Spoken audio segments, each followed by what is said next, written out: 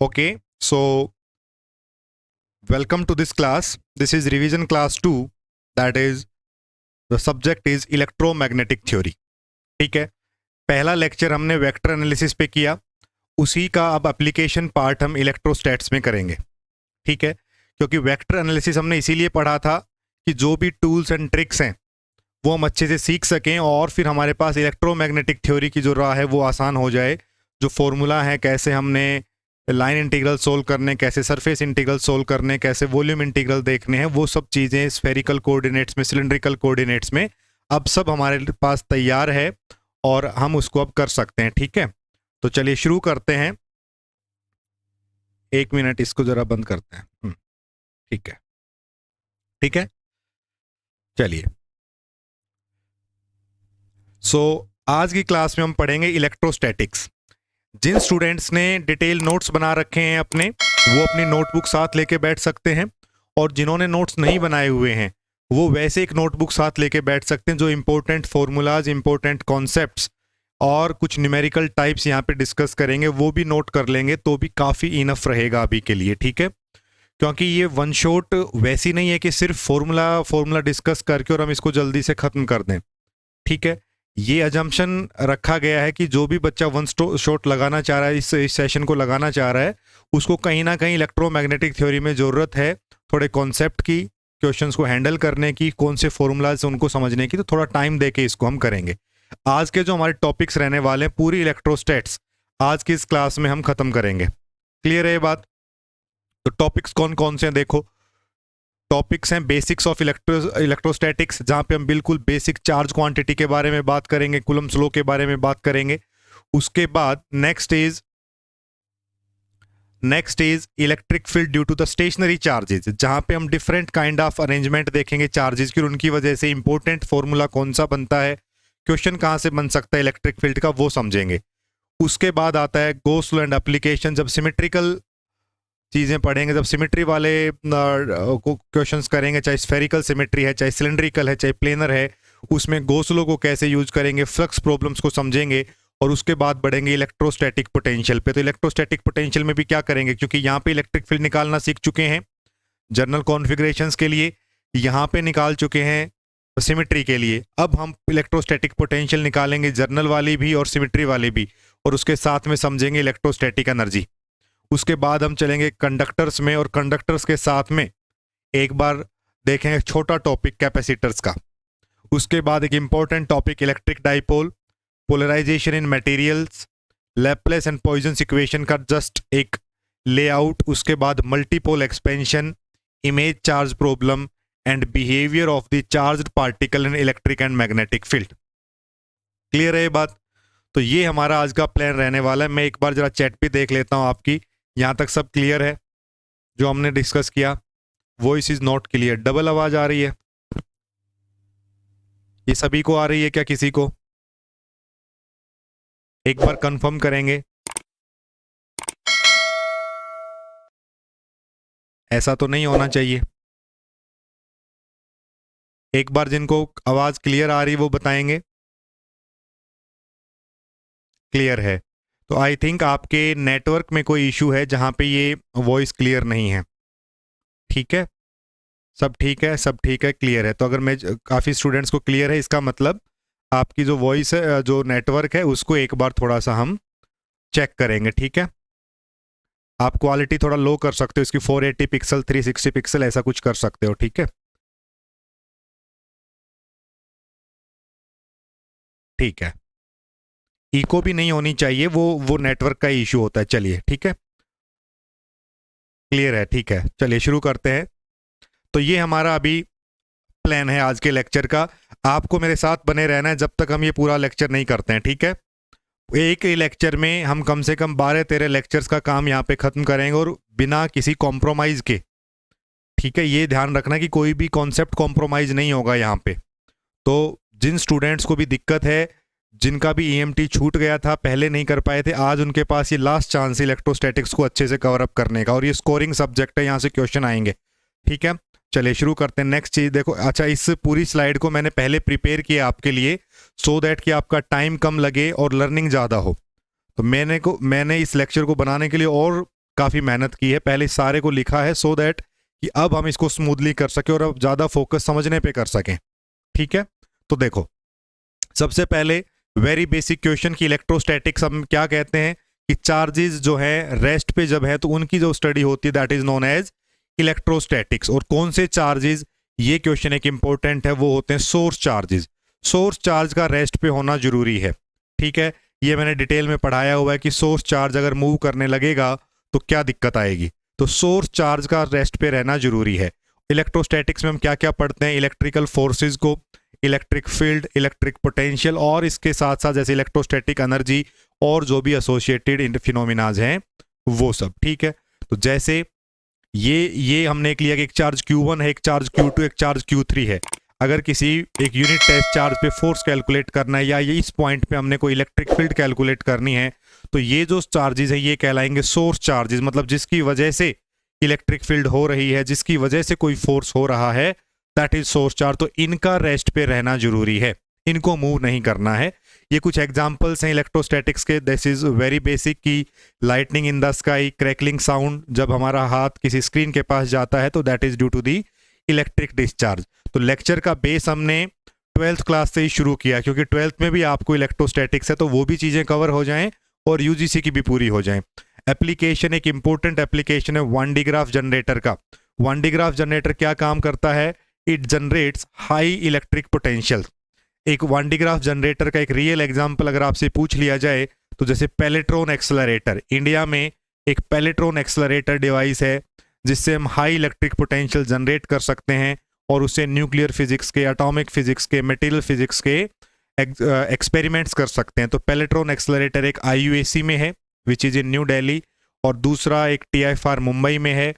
जैसे VCC में भी अपने एक्सेलरेटर्स हैं, कई इंस्टीट्यूट्स हैं, RR कैट में भी है, तो वहाँ पे हम नहीं जाएंगे, लेकिन एक ये एग्जांपल है that is pelletron accelerator is based upon the phenomena of Van de Graaff generator and which is based upon the phenomena of electrostatics. इसके अलावा जैसे कैपेसिटर है, इलेक्ट्रॉनिक गैजेट्स है, ऑल यूजेज इलेक्ट्रोस्टैटिक्स फिनोमिनाज। आगे बढ़ते हैं, electric charge क्या है। It is a physical quantity, एक स्केलर फिजिकल क्वांटिटी है, SI यूनिट कूलम्ब है और डायमेंशन AT है। दिस इज वेरी बेसिक लेकिन आना चाहिए। ठीक है, दो तरह के चार्जेस को डिवाइड किया गया, एक पॉजिटिव चार्ज, एक नेगेटिव चार्ज। तो पॉजिटिव चार्ज किसको कहा गया कि charge on the glass rod rubbed with silk, उसको पॉजिटिव चार्ज को कैटेगराइज किया गया।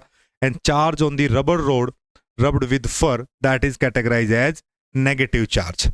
और ये जो फिनोमिना हम कहते हैं कि like charges repel and unlike charges attract, इसको हम कहते हैं क्वेंडिस लॉ ऑफ इलेक्ट्रोस्टैटिक्स। ठीक है, तो ये एक छोटा क्वेश्चन यहां से कभी बन सकता है। क्लियर है ये बात? आगे चलते हैं।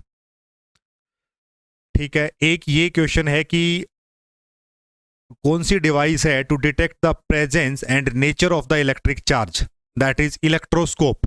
तो electroscope is that device which is used to detect the presence and the nature of electric charge, और इसी का एक पर्टिकुलर है that is gold leaf electroscope. Gold leaf में गोल्ड हम क्यों यूज करते हैं कि गोल्ड एक गुड कंडक्टर है और इसकी थिन फॉइल्स बन सकती हैं, इनकी थिन फिल्म्स बन सकती हैं। तो जो हम सेटअप यूज करते हैं उसमें गोल्ड का ये इंपॉर्टेंस है, इसलिए इसको गोल्ड लीफ इलेक्ट्रोस्कोप कहा जाता है। These are the masses of electron and proton very common to you. ठीक है, आगे चलते हैं। प्रॉपर्टीज ऑफ इलेक्ट्रिक चार्ज क्या क्या है। फर्स्ट इज एडिटिविटी, कि अगर किसी बॉडी पे अलग अलग पार्ट्स पे अलग अलग रीजन में जितना भी चार्ज है तो कंप्लीट अगर बॉडी पे हमने चार्ज देखना है तो चार्ज है वो ऐड होता है directly. It is the additive sum of charges in the different region of the body. तो टोटल चार्ज को हम डायरेक्टली सम करेंगे और वो जो नेट रिजल्ट आएगा that will be the net charge on the body. बात समझ में आ गई। दूसरा है कंजर्वेशन ऑफ इलेक्ट्रिक चार्ज। तो conservation of electric charge means net electric charge is in an isolated system is always conserved. जैसे आप कोई न्यूक्लियर रिएक्शन ही देखते हैं, बहुत एग्जांपल मैंने जब आपको डिटेल लेक्चर पढ़ाया था तो उसमें दिए थे। एक एग्जांपल यहाँ पे भी लिखा है, एक फेमस पेयर प्रोडक्शन प्रोसेस। यहाँ पे आप देख सकते हो, यहाँ पे चार्ज 0 है, यहाँ पे -1, यहाँ पे +1। किसी भी नेचुरल फिनोमिना में, फिजिकल फिनोमिना में चार्ज हमेशा कंजर्व्ड होता है और ये एक यूनिवर्सल लॉ की कैटेगरी में आता है। ठीक है, आगे देखो, क्वांटाइजेशन ऑफ इलेक्ट्रिक चार्ज। ये आपको पता है कि किसी भी बॉडी पे जो चार्ज होगा that will be an integral multiple of n. n can be 1 2 3 and e is this one. एक ऐसे क्वेश्चन टाइप ऑफ क्वेश्चन आपके एग्जाम में बन सकते हैं कि नंबर ऑफ इलेक्ट्रॉन निकालना या नंबर ऑफ प्रोटॉन निकालना in let us suppose 200 gram of water ऐसे हमें दे दिया जाए, या कोई और सब्सटेंस हमें दे दिया जाए, उसमें नंबर ऑफ इलेक्ट्रॉन या प्रोटॉन कैसे कैलकुलेट करेंगे, ये भी इसी से हम कर सकते हैं। ठीक है, क्योंकि हमें पता है इसका जो मोलिकुलर मास है दैट इज 18 ग्राम। तो 18 gram of H2O contains Avogadro number of molecule that is 6.022 into 10⁻23, 1 gram this much, और 200 ग्राम में आएंगे इतने नंबर ऑफ मोलिक्यूल्स।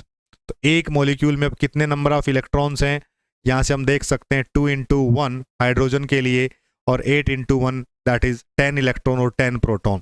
तो अगर इलेक्ट्रॉन निकालने हैं तो 10 से मल्टीप्लाई कर देंगे इस नंबर को, प्रोटॉन निकालने हैं 10 से मल्टीप्लाई कर देंगे, तो ये नंबर ऑफ इलेक्ट्रॉन और प्रोटॉन आ जाएंगे। उसके बाद अगर हमने टोटल चार्ज निकालना है तो Q is equal to n ही करेंगे।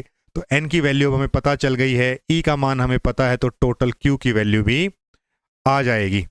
क्लियर है? तो ऐसे करके इस फॉर्मूले का हम अप्लीकेशन कर सकते हैं। ऐसे आपने किया भी होगा 11th-12th वाले नोट्स में, और भी ज़्यादा डिटेल में ये आपको दिया हुआ है। उसके बाद है इनवेरिएंस ऑफ चार्ज की, जो इलेक्ट्रिक चार्ज है that is independent of frame of reference. ये फ्रेम ऑफ रेफरेंस पे डिपेंड नहीं करता है। तो चाहे जो Q की वैल्यू रेस्ट में है वो इक्वल होगी when Q is in motion. जैसे मास है वो वेरी करता है, लेकिन चार्ज है वो इनवेरिएंट रहता है, it is independent of the frame of reference. ठीक है, मास की क्या क्या है, मास का भी यहाँ पे वैसे जिक्र नहीं करना था, लेकिन चार्ज के साथ कई जगह पे इसका कंपैरिजन होता है, इसलिए यहाँ पे हमने किया कि mass is always positive, it is a scalar quantity, it is not quantized, it is not conserved. ये एनर्जी में चेंज हो सकता है, तो मास इज नॉट कंजर्व्ड। ठीक है, स्पीड के साथ वेलोसिटी के साथ मास चेंज होता है according to this formula m is equal to m0 1 minus V square by C square. और यही एक कारण है कि इसका मास चेंज होता है स्पीड के साथ। इसीलिए जो एक साइक्लोट्रॉन का प्रिंसिपल आप होता था, अगर उससे कभी क्वेश्चन पूछा जाए कि साइक्लोट्रॉन में हम इलेक्ट्रॉन को एक्सेलरेट नहीं कर सकते हैं, तो क्यों नहीं कर सकते हैं, क्योंकि उसका मास चेंज हो जाएगा, और मास चेंज हो जाएगा तो उसकी जो एक सिंक्रोनस फ्रीक्वेंसी होती है, रेजोनेंस फ्रीक्वेंसी होती है, उसमें मास की टर्म आती है, और वो मास चेंज होने से उसकी फ्रीक्वेंसी के साथ मैच नहीं हो पाएगी resonance frequency, and this will lost in completely in the path. ठीक है, तो यही एक उसका कारण है। उसके अलावा charge is a derived physical quantity and mass is a fundamental physical quantity. These are the basic things. आगे चलते हैं, अब शुरू करते हैं कुलम्ब्स लॉ। तो कुलम्ब्स लॉ क्या बताता है आपको? सबसे पहले कि electrostatic force between two charges, दो चार्जेस के बीच में इलेक्ट्रोस्टैटिक फोर्स क्या होगा, वो इंफॉर्मेशन हमें कुलम्ब्स लॉ से मिलती है।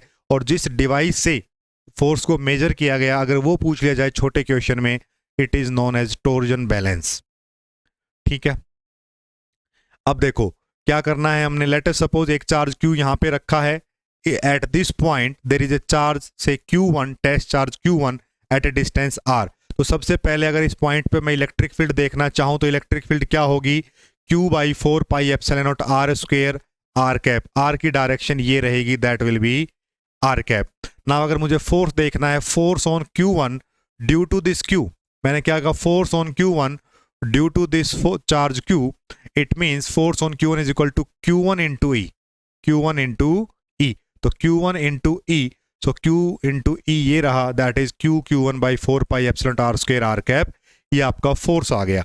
सिमिलरली जो कुलम्ब्स लॉ हम कहते हैं कि कुलम्ब्स लॉ होल्ड तभी करता है जब इलेक्ट्रोस्टैट्स होती है, जब सोर्स चार्ज जो है वो रेस्ट पे होता है। इसका एग्जांपल यहाँ से हमने समझा था क्लास में भी कि अगर दो चार्जेस हैं तो यहाँ पे force on Q2 due to Q1 is nothing but Q1 Q2/4πε0 R square. This will be the direction of R cap in this case, and force on Q1 due to Q2 will be Q1 Q2/4πε0 R square. This will be the R cap। तो magnitude दोनों का same रहता है, direction एक दूसरे की opposite रहती है, वो चीज हमने यहाँ पे लिखी हुई है। एक बार जरा मैं चैट भी देख लेता हूं, यहां तक सब ओके है?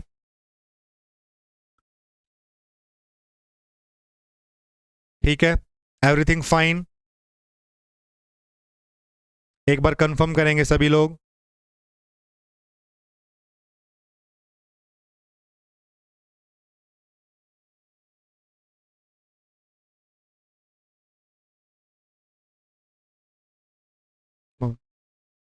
हाँ जी, गुड, ओके।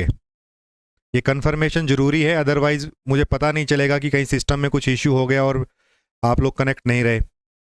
ठीक है, चलिए। So this epsilon naught, that is the free space permittivity, depends upon the nature of the medium. इस पे भी डिस्कस अभी हम करेंगे। ओके, तो कूलम्ब्स लॉ में क्या है, चार्जेस रेस्ट पे होने चाहिए, it is an experimental law. एक ये क्वेश्चन बन सकता है कि क्या ये मैक्रोस्कोपिक डोमेन में काम करता है कि माइक्रोस्कोपिक में, तो दोनों पे ही अप्लीकेबल होता है, macroscopic as well as microscopic small distances पे। ठीक है, और फोर्स है उसकी वैल्यू कम हो जाती है when charges are placed in medium. अगर हम किसी मीडियम में प्लेस करते हैं तो वो उससे डिवाइड हो जाता है उसकी परमिटिविटी से, इसलिए उसकी वैल्यू कम हो जाती है। और ये भी है कि it is independent of the presence of third body. मतलब देखो, अगर एक चार्ज Q1 Q2 Q3 यहाँ रखे हुए हैं, एक चार्ज Q यहाँ रखा हुआ है, तो force on Q because of Q1 is independent of the presence of Q2 and Q3। इनका अपना फोर्स लगेगा। ठीक है, तो फोर्स ऑन Q1 की वजह से, Q2 की वजह से, Q3 की वजह से, और जो नेट फोर्स होगा that follows the superposition principle. मतलब जो इंडिविजुअल फोर्स है उनका हम वेक्टर सम करें, that will be the net force. तो फोर्स जो है सुपरपोजिशन प्रिंसिपल को फॉलो करता है, और जो इलेक्ट्रिक फील्ड है वो भी सुपरपोजिशन प्रिंसिपल को फॉलो करती है। आगे चलते हैं। ये आपकी जो k की वैल्यू है, जिसको हम 4 पाई एप्सिलॉन नॉट बोलते हैं, इसको हम और जनरल वे में लिखे, it is 4 pi epsilon, and epsilon is nothing but epsilon naught epsilon r। ठीक है, तो epsilon is the permittivity of the medium, epsilon r is the relative permittivity of the medium, and epsilon not is the absolute permittivity of free space. तो ये value हम use करते हैं, और ये वैल्यू भी और इसके यूनिट्स भी हमें याद रखने, that is coulomb square newton -1 metre -2। ठीक है, वैक्यूम हो या एयर हो, वहां पे जो एप्सिलॉन r है इसकी वैल्यू 1 होती है। इसको हम डाइलेक्ट्रिक कांस्टेंट भी कहते हैं आगे चल के रिलेटिव परमिटिविटी को। ठीक है, यहीं पे कह दिया, आगे जाने की भी जरूरत नहीं है। डाइलेक्ट्रिक कांस्टेंट k और एप्सिलॉन r दोनों का ही फॉर्मूला यही होता है कि force between two charges when placed in air divide by force between two charges when placed in medium. एक परमिटिविटी होती है कि परमिटिविटी होती क्या है, तो ये क्या होता है, it is the order of difficulty. एक होता है ऑर्डर ऑफ इजीनेस, एक होता है order of difficulty. So it is order of difficulty with which the material allows the electric line of force passing through it. ये कितने मुश्किल, ये उसको बताता है कि कितनी मुश्किल है। Permittivity is something which is blocking, permeability is something which is allowing. ठीक है, तो permittivity is order of difficulty कि मटेरियल से इलेक्ट्रिक लाइन ऑफ फोर्स जो है वो कैसे पास करती हैं। ये कुछ वैल्यूज हैं, ये मैंने आपको पहले भी लिखवाई हुई है। इनमें से एक इंपॉर्टेंट है मेटल की, मेटल के लिए इनफाइनाइट, वैक्यूम के लिए 1, वैक्यूम हो एयर हो, और एक दो इसमें से और याद रख सकते हो, खासकर कि जैसे एक वाटर की है दैट इज 80, एक ये याद रख सकते हो। और तो मुझे नहीं लगता इसमें से कोई ज़्यादा ज़रूरत है। अगर एक ग्लास की रखना चाहो तो ये भी रख सकते हो। ठीक है, 2-3 वैल्यूज याद रख सकते हो इसमें से, ये इंपॉर्टेंट है। ये आपकी नोटबुक में भी लिखवाई हुई हैं, ये आप देख सकते हैं। तो ये आपकी k की वैल्यूज हैं डाइलेक्ट्रिक कांस्टेंट। अब इलेक्ट्रोस्टैटिक और ग्रेविटेशनल फोर्स में जो कंपैरिजन है वो हम देखते हैं कि दोनों का नेचर क्या है। दोनों देखो, इलेक्ट्रोस्टैटिक फोर्स अट्रैक्टिव भी होता है, रिपल्सिव भी होता है, लेकिन gravitational forces are always attractive in nature. Strength जो है that is nearly 10⁻36 times greater for electrostatics as compare to gravitational. Gravitational का स्ट्रेंथ हम 1 यूनिट माने तो ये लगभग 10⁻36 होता है। मीडियम, ये मीडियम पे डिपेंड करता है, ये मीडियम पे इंडिपेंडेंट कर रहता है। क्यों? क्योंकि इसमें वो एप्सिलॉन आता है, तो एप्सिलॉन है वो मीडियम की प्रॉपर्टी है। रेंज, ये लॉन्ग रेंज है, ये भी लॉन्ग रेंज है। इनवर्स स्क्वायर लॉ दोनों फॉलो करते हैं। Central force along the line joining दोनों होते हैं। कंजर्वेटिव फोर्स दोनों होते हैं।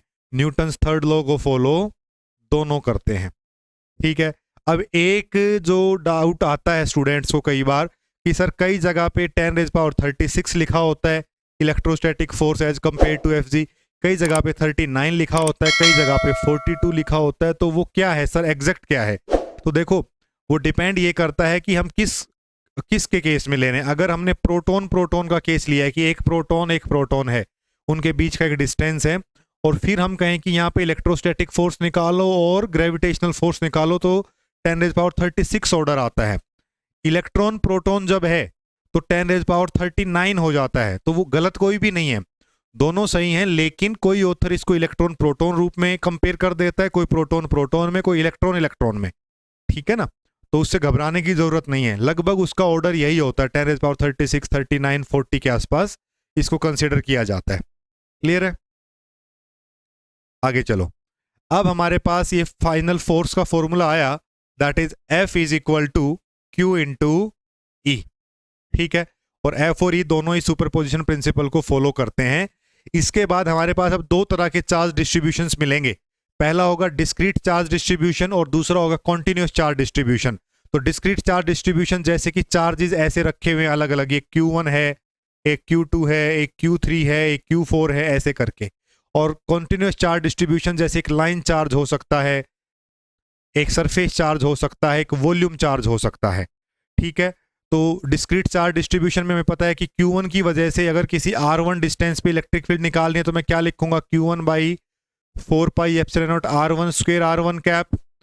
Q2 की वजह से अगर मुझे R2 पे निकालनी है तो क्या लिखूंगा, Q2 by 4 pi epsilon not R2 square R2 cap, ऐसे करके लिखेंगे। और total electric field at this field point मतलब जहां पे फील्ड एक्सपीरियंस हो रही है, उस फील्ड पॉइंट पे the electric field will be the net resultant of all these electric fields की वैल्यूज। तो E1 E2 E3 का वेक्टर सम, और वही हमने यहाँ पे लिखा है समेशन I, मतलब Q1 by R1 square, Q2 by R2 square, Q3 by R3 square. This is how we can calculate. Second thing is continuous charge distribution. तो कॉन्टिन्यूस चार्ज डिस्ट्रीब्यूशन में क्या है कि हम एक स्मॉल एलिमेंट लेते हैं चार्ज का, जिसपे जैसे कि मैं कहूँ कि एक वायर है, ये पूरी वायर पे एक लाइन चार्ज डेंसिटी लैम्डा लगी हुई है। तो मैं क्या कहूंगा कि यहाँ पे मैंने एक छोटा हिस्सा लिया चार्ज का, जिसको मैं dq कहता हूं, कि एक छोटी लेंथ dl पे एक छोटा चार्ज dq रखा हुआ है। और इस dq की वजह से अगर मैं इलेक्ट्रिक फील्ड देखना चाहूं यहाँ पे तो क्या होगी, that will B dq over 4 pi epsilon not r square. अब मैं कहता हूं कि जब मुझे dq का पता है तो सब कुछ यूनिफॉर्म है, सिमेट्रिक है, पूरी लेंथ का क्या होगा, तो मैं कहूंगा अगर मैं इस लेंथ dl को इंटीग्रेट कर दूं तो सारे चार्ज की वजह से फील्ड आ जाएगी, और वही इंटीग्रेशन मैंने यहाँ पे कर दिया, dq by 4 pi epsilon not r square r cap is the radial outward direction. अब dq जो है वो अलग अलग हो सकता है। जब लाइन चार्ज होगा तो चार्ज पर unit length is lambda, charge पर unit area is sigma, and charge पर यूनिट वॉल्यूम इज रो। तो dq को लैम्डा dl भी लिख सकता हूं, सिग्मा dA भी लिख सकता हूं, रो dV भी लिख सकता हूं, जैसी भी हमें कॉन्फ़िगरेशन दे रखी है उसके अकॉर्डिंग। क्लियर है ये बात? आगे देखो, जैसे ये यहां पे लिखा, देखो लाइन चार्ज है, तो लाइन चार्ज के लिए इलेक्ट्रिक फील्ड ऐसे लिखेंगे कि dq की वैल्यू क्या रख दी है यहाँ पे, लैम्डा dl। और सरफेस चार्ज है, जैसे एक सीट का केस है, सीट के केस में dq की वैल्यू क्या हो जाएगी, सिग्मा इंटू dA। एक वॉल्यूम चार्ज है तो यहाँ पे वॉल्यूम एलिमेंट क्या हो जाएगा, रो d tau. So this is how I can write line charge, surface charge and volume charge distribution. Clear है बात?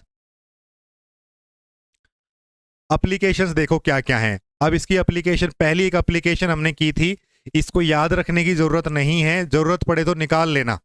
एक केस था कि दो चार्जेस रखे हुए plus Q and plus Q separated by A distance d। ये क्वेश्चन मैं थोड़ा सा डिटेल में बता रहा हूं, उसके आगे फिर हम डायरेक्ट चलेंगे। तो इन दोनों के बीच में डिस्टेंस d है और ये सेंटर है इसके लाइन का, तो इस इधर d/2 इधर d/2, इस सेंटर से z डिस्टेंस पे इलेक्ट्रिक फील्ड मुझे कैलकुलेट करनी है कि इलेक्ट्रिक फील्ड क्या होगी। तो हम कैसे करते हैं, देखो कैसे किया था इसको हमने, कि इस चार्ज q की वजह से यहाँ पे electric field late us suppose E1 है, से this angle is theta, this angle is also theta. इस चार्ज q की वजह से इधर जो इलेक्ट्रिक फील्ड होगी दैट विल बी E2, ये angle theta. If this angle is theta, this angle is theta, this angle is theta, this angle is theta. ठीक है, E1 इधर E2 इधर। नाउ रिजोल्व E1, तो थीटा की तरफ हो जाएगा E1 कोस थीटा, इधर हो जाएगा E1 साइन थीटा। E2, ये E2 है तो इधर हो जाएगा E2 कोस थीटा और इधर हो जाएगा E2 साइन थीटा। क्लियर है। उसके बाद हम E1 और E2 देखते हैं तो सिमेट्रिकल चार्जेस, दोनों की डिस्टेंस भी सेम ही है। ये कितनी डिस्टेंस है, Z square plus D square by 4 under the root Pythagoras theorem के अकॉर्डिंग। ठीक है कि नहीं। तो दोनों की E1 और E2 की वैल्यू हुई Q by 4 pi epsilon naught are square. R square से अंडर रूट चला गया, ये है मतलब E1 और E2 दोनों बराबर हैं, थीटा भी दोनों बराबर है, तो E1 साइन थीटा और E2 साइन थीटा तो कट जाएंगे और E1 कोस थीटा और E2 कोस थीटा ऐड हो जाएंगे, मतलब 2E1 कोस थीटा। ये आपकी इलेक्ट्रिक फील्ड होगी। E1 की वैल्यू मुझे पता है, कोस थीटा की वैल्यू मुझे इस ट्रायंगल से निकाल लेनी है, that is perpendicular over hypotenuse. तो वहां से इसकी कोस थीटा की वैल्यू आ गई Z by Z square plus D square by 4 की पावर 1/2 और उसको हमने रख दिया यहाँ पे। ऐसे हम निकालते हैं अगर कोई ऐसी कॉन्फ़िगरेशन पूछी जाए तो। अब इसका एक स्पेशल केस है कि अगर ये जेड डिस्टेंस है, ये बहुत बहुत ज्यादा हो जाए डी से, मतलब इसको बहुत दूर से हम देखें तो कैसा नजर आएगा।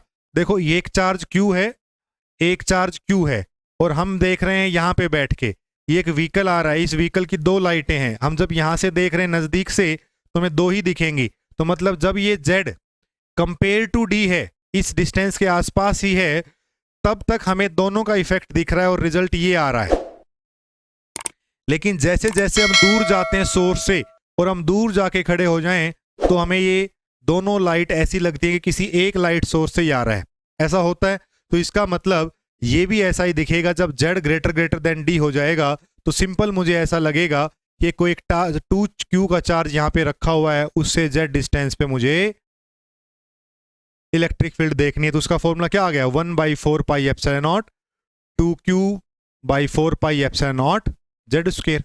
वही आपका रिजल्ट आएगा इसको रिजोल्व करने के बाद। जब Z ग्रेटर देन D होगा तो इसको हम कॉमन लेंगे और वो कैंसिल आउट हो जाएगा। क्लियर है बात।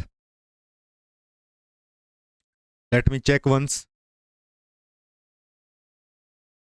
Okay, everything fine. Pink colour visible नहीं है sir, is it so, is it so, facing any difficulty in the pink colour.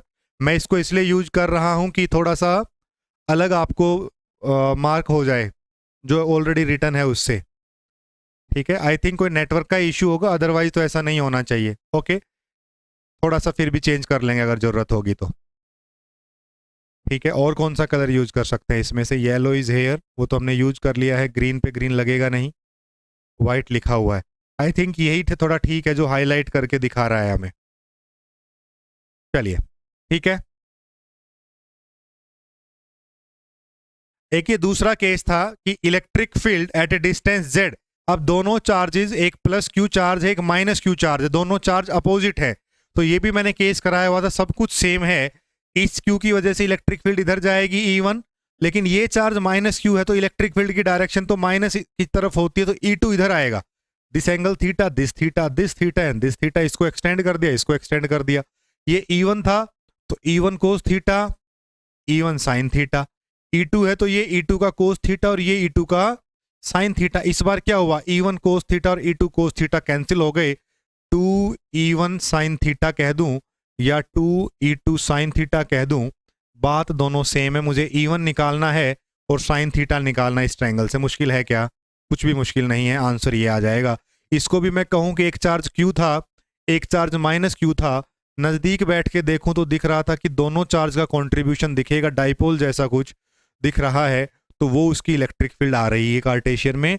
लेकिन जैसे मैं इससे दूर जाता हूं तो ये तो दोनों का मर्ज हो जाना चाहिए। एक पॉजिटिव लाइट है, दैट इज सपोज एक नेगेटिव लाइट है, तो यहाँ तो जो इंटरफेरेंस है वो डिस्ट्रक्टिव हो जाना चाहिए, जीरो चार्ज मुझे दिखेगा और जीरो चार्ज की वजह से फील्ड भी तो जीरो ही दिखेगी, और वो जीरो यहाँ पे हमने लिखी हुई है कि दूर देखेंगे तो इलेक्ट्रिक फील्ड जीरो दिखेगी, नजदीक देखेंगे तो इलेक्ट्रिक फील्ड ये दिखेगी। हालांकि इसको याद करने की जरूरत नहीं है। क्लियर है बात, आगे चलते हैं।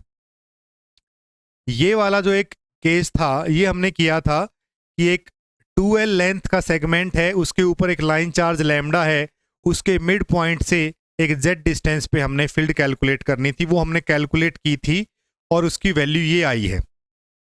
एक लाइन एलिमेंट है जिसकी लेंथ 2L है, उसके मिड पॉइंट से Z डिस्टेंस पे इलेक्ट्रिक फील्ड देखते हैं अगर, तो ये आती है। चाहो तो इसको याद कर लो, नहीं तो मुझे नहीं लगता कि डायरेक्ट ये एग्जाम में ऐसे पूछेगा।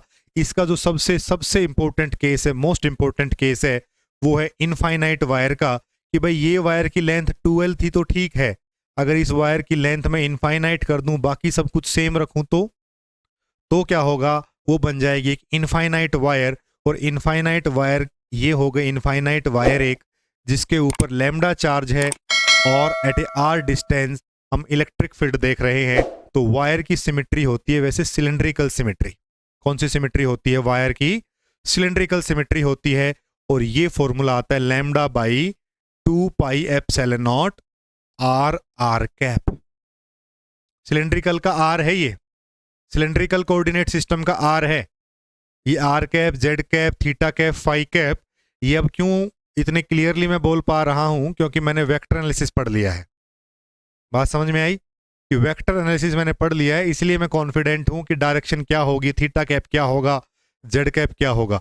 तो इससे एक क्वेश्चन तो यही बनता है फॉर्मूला। दूसरा, ई की डिपेंडेंस बन सकती है कि ई की डिपेंडेंस 1/r है। ऐसा क्वेश्चन बन सकता है कि अगर मैं यहां पे इलेक्ट्रिक फील्ड देखूं r1 डिस्टेंस पे तो E1 है, किसी डिस्टेंस r2 पे देखूं तो इलेक्ट्रिक फील्ड E2 है। लेट अस सपोज 3 चीजें दे दे, r1 E1 E2 r2 पूछ ले, या 4 में से कोई 3 चीज दे के एक पूछ ले, तो कैसे करोगे? हमें पता है कि E is directly proportional to R, तो इससे हम क्लियर कर सकते हैं, ठीक है ना। और इसी का यूज हम आगे पॉइंटिंग वेक्टर में करेंगे। जब इलेक्ट्रोमैग्नेटिक थ्योरी में हम EM वेव पढ़ेंगे तो वहां पे होता है ना 1/μ0 E क्रॉस B का फॉर्मूला, E क्रॉस B। तो जब हम पढ़ते हैं तो ये 1/r के प्रोपोर्शनल आता है, इस पे भी हम डिस्कस करेंगे। तो जब मैं वहां पे डायरेक्ट कहूंगा कि E is directly proportional to 1/r for a case of infinite wire, तो मैं वो इस लेक्चर से ले रहा हूँ, इस कॉन्सेप्ट से मैं ले रहा हूँ, ठीक है। तो infinite wire is very very very important, इससे क्वेश्चन बहुत चांस है कि पूछे जाएं, ठीक है। इसकी इलेक्ट्रिक फील्ड और इसकी magnetic field, magnetic field magnetostatics में पढ़ेंगे और इलेक्ट्रिक फील्ड यहां पढ़ेंगे। आगे बढ़ते हैं। जैसे ये एक क्वेश्चन था, ये क्लास में भी कराया था, लेकिन जिन स्टूडेंट्स ने लेक्चर नहीं देखे हैं उनके लिए मैंने यहाँ पे डाला है कि एक इनफाइनाइट वायर है, उसकी जो चार्ज पर यूनिट लेंथ है dq/dl that is 10 nano coulomb per metre. Lambda की वैल्यू दी हुई है 10 नैनो कूलम पर मीटर और जेड एक्सिस के अलोंग रखा हुआ है find the electric field at this point 6 8 12। तो ये कोई स्पेस में पॉइंट है 6 8 12। तो हमें पता है कि भाई इलेक्ट्रिक फील्ड तो क्या होती है, lambda by 2 epsilon naught R. R की वैल्यू निकालनी है तो इस वायर से ये आर हो जाएगी, क्योंकि वायर का तो कोई अंत ही नहीं है, वायर तो इनफाइनाइट है। अगर मैं जेड एक्सिस में यहां भी बैठूंगा तो भी वायर के लिए तो जेड 0 हो जाएगा, परपेंडिकुलर डिस्टेंस आर ये हो जाएगी। अगर मैं 12 की बजाय यहाँ 15 लेता जेड की वैल्यू तो मेरा आर ऐसा हो जाता, वायर तो इनफाइनाइट। अगर मैं 20 भी लूँ तो ऐसा हो जाएगा। तो मतलब x2 minus x1 square plus y2 minus y1 square plus z2 minus z1 square का अंडर रूट, ये r होता है। तो z2 z1 तो हमेशा ही सेम रहेंगे, ये z1 हमेशा सेम रहेगा इसके, क्योंकि वायर जो है z एक्सिस में इनफाइनाइट है।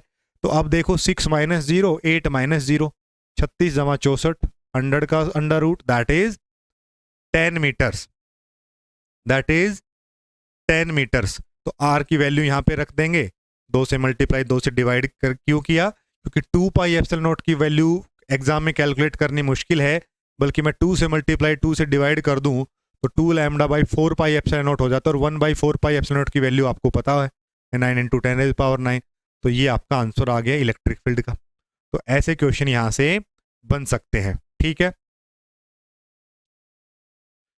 ये एक मोस्ट इंपॉर्टेंट है, electric field due to a ring. Derivation पे नहीं जाऊंगा, एक रिंग है जिसका रेडियस r है और रिंग है तो इसकी सर्क्यूमफेरेंस पे एक लाइन चार्ज लैम्डा है, इसकी सर्क्यूमफेरेंस पे एक लाइन चार्ज लैम्डा है। सेंटर से किसी z डिस्टेंस पे मुझे इलेक्ट्रिक फील्ड बतानी है कि इस रिंग की वजह से इलेक्ट्रिक फील्ड क्या होगी। देखो ये r है, ये z है, तो सर्क्यूमफेरेंस के इस एलिमेंट से ये डिस्टेंस हो गई under the root Z square plus R square. Clear है बात? अब इलेक्ट्रिक फील्ड देखो, इसकी जो सर्क्यूमफेरेंस है वो कितनी है, 2 पाई r है।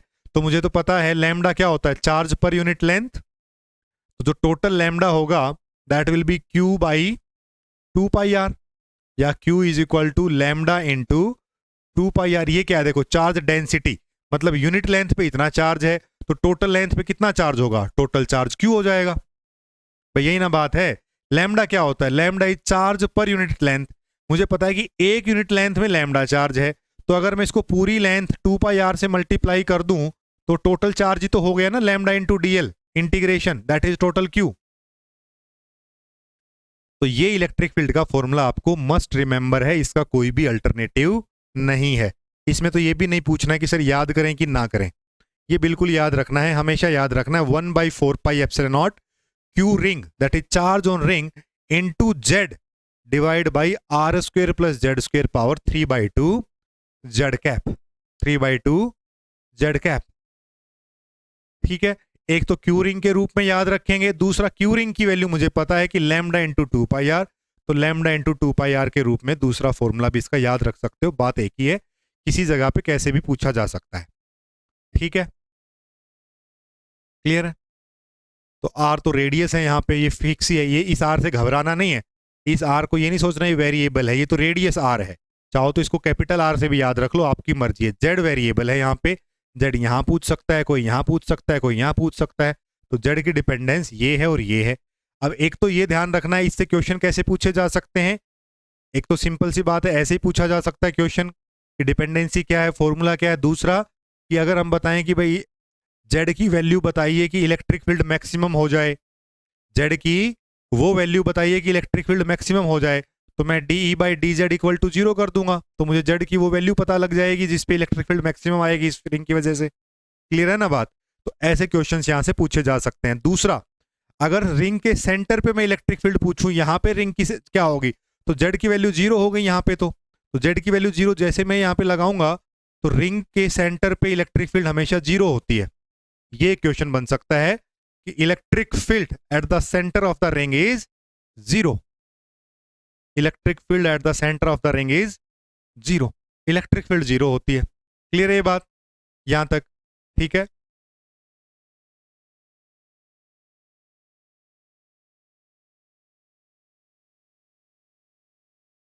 ओके,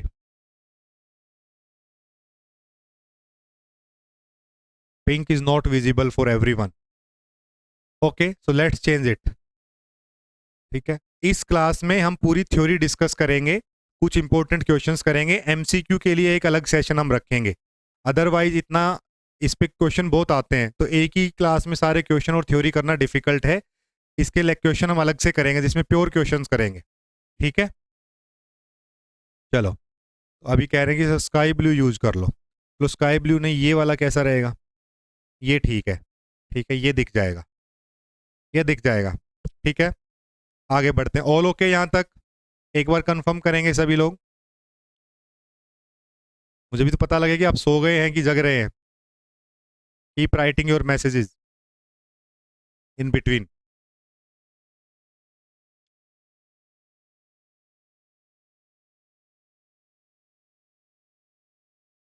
ओके,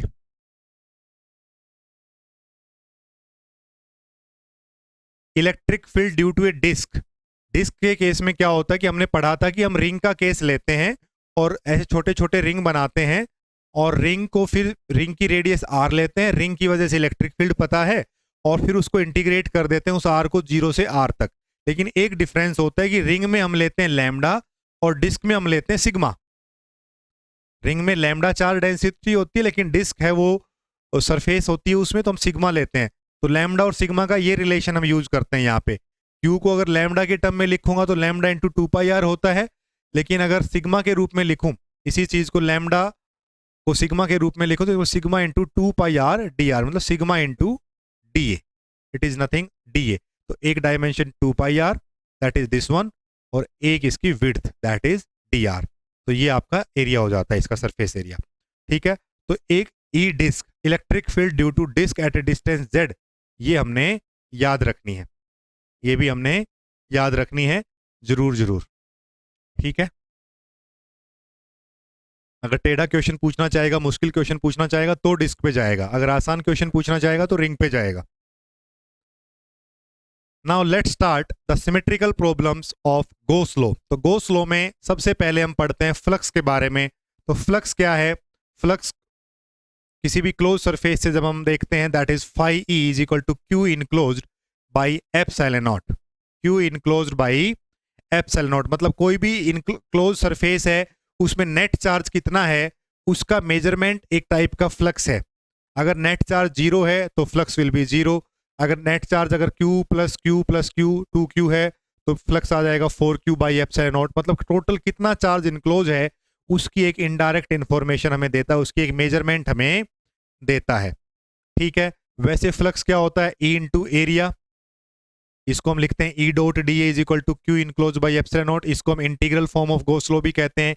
जब इस पे हम वो वाली थ्योरम यूज करते हैं जहां पे E डॉट डी ए को del dot E D tau में कन्वर्ट करते हैं, वॉल्यूम और सरफेस के रिलेशन से वेक्टर्स में जो यूज की थी, उसके बाद हम इसको डिफरेंशियल फॉर्म में यूज करते हैं। ये दोनों ही इंपॉर्टेंट हैं, इंटीग्रल फॉर्म भी और डिफरेंशियल फॉर्म भी। बताऊंगा कि इन दोनों के यूजेस कहाँ कहाँ पे हैं।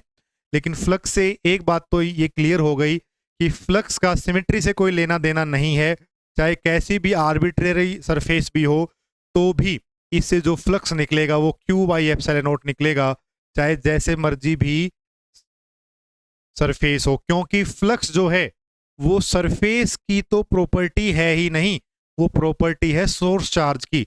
चार्ज इलेक्ट्रिक फील्ड लाइंस को पास कर रहा है, उनको प्रोड्यूस कर रहा है, तो इसका मतलब it is the measurement of the electric field lines passing through the closed surface. अगर अंदर एक पॉजिटिव चार्ज है, सेम अमाउंट का नेगेटिव चार्ज है, तो जितनी लाइन बाहर निकल रही हैं उतनी ही लाइन इस पे आ रही हैं। इसका मतलब net electric field lines which are passing through the surface are now zero and hence flux will be zero। और मैथमेटिकली इसको हम कहेंगे कि अगर टोटल Q ही जीरो है तो फिर इसका मतलब फाई E भी जीरो है। इसके अलावा देखो E इंटू ए है तो E को मैंने लिख दिया force by charge into area, charge को लिख दिया करंट इंटू टाइम, और इसका डायमेंशनल फॉर्मूला ये आपको याद रखना या निकालना आना चाहिए। याद कितनों के रखोगे, निकालना आना चाहिए ऐसी चीज़ों का। और ये इसकी जो SI यूनिट है वो है। ठीक है, तो ये आपको ध्यान रखनी है, SI यूनिट और डायमेंशनल फॉर्मूला तो हर क्वांटिटी का आपको आना चाहिए। आगे बढ़ते हैं, इससे टाइप ऑफ क्वेश्चन क्या क्या हैं। यहाँ से एक क्वेश्चन आपसे रिसेंटली पूछा गया था आपके एग्जाम में, वो भी डिस्कस करेंगे। देखो, एक तो क्वेश्चन ये है कि किसी भी क्लोज सरफेस से फ्लक्स हमने कैसे कैलकुलेट करना है। किसी भी क्लोज सरफेस से हमने फ्लक्स कैसे कैलकुलेट करना है। देखो, तो ये जैसे एक केस था कि एक क्यूब है, यहाँ पे चार्ज प्लस क्यू रखा हुआ है, तो सबसे पहला काम हम क्या करते हैं, पहले इस चार्ज को इनक्लोज करना है। इस चार्ज को इनक्लोज करने के लिए मैं एक क्यूब यहाँ पे बनाऊंगा,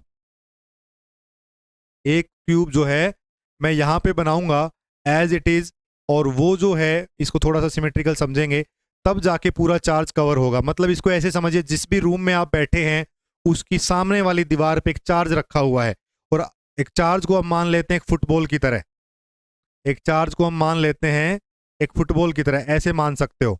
लेट अस सपोज कि ऐसा चार्ज है, तो अभी जो सामने वाली दीवार है वो आपकी यहाँ पे है, तो अगर इस चार्ज को आपने इनक्लोज करना है तो एक और क्यूब ऐसा बनाना पड़ेगा, जैसा हमारा ये वाला रूम है ऐसे एक और रूम बनाना पड़ेगा। तो मतलब दो क्यूब मिलके एक चार्ज को इनक्लोज कर रहे हैं, और जब भी कोई चार्ज इनक्लोज हो जाता है तो उससे जो फ्लक्स निकलेगा वो कितना होता है, क्यू बाई एप्सिलॉन नॉट।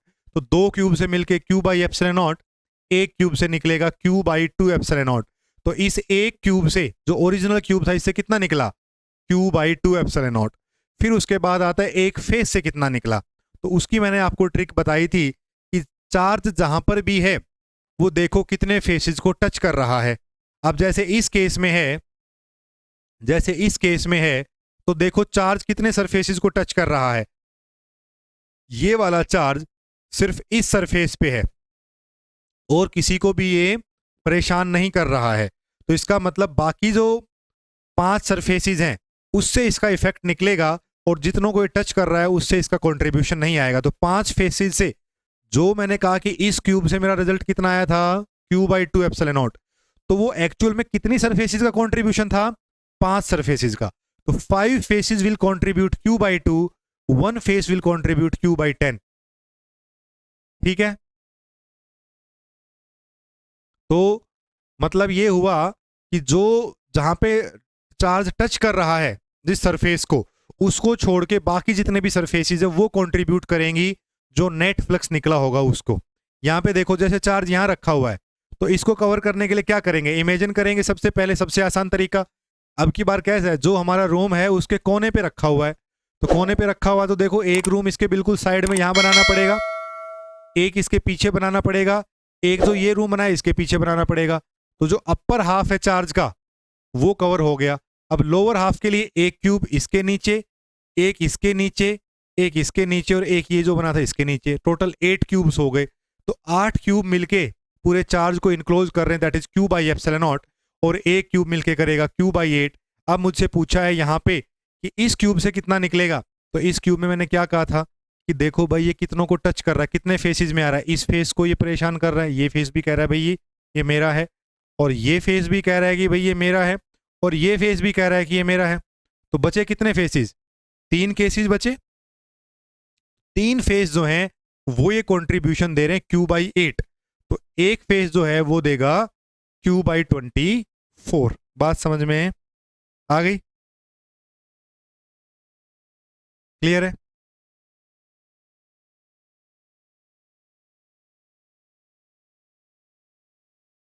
हाँ जी, हाँ जी, okay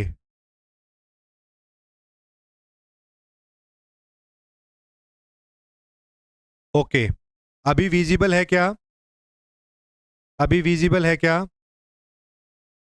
okay,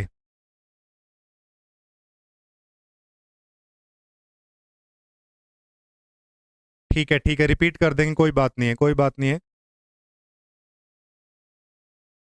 thank you Dinesh for calling. ठीक है, अभी दिख रहा है दोबारा से? आई थिंक इसका रेज हैंड का जो ऑप्शन है वो आना चाहिए था उस टाइम पे, बट एनीवे ठीक है। फर्स्ट एग्जांपल से एक बार इसको फिर से शुरू करते हैं। फाइन,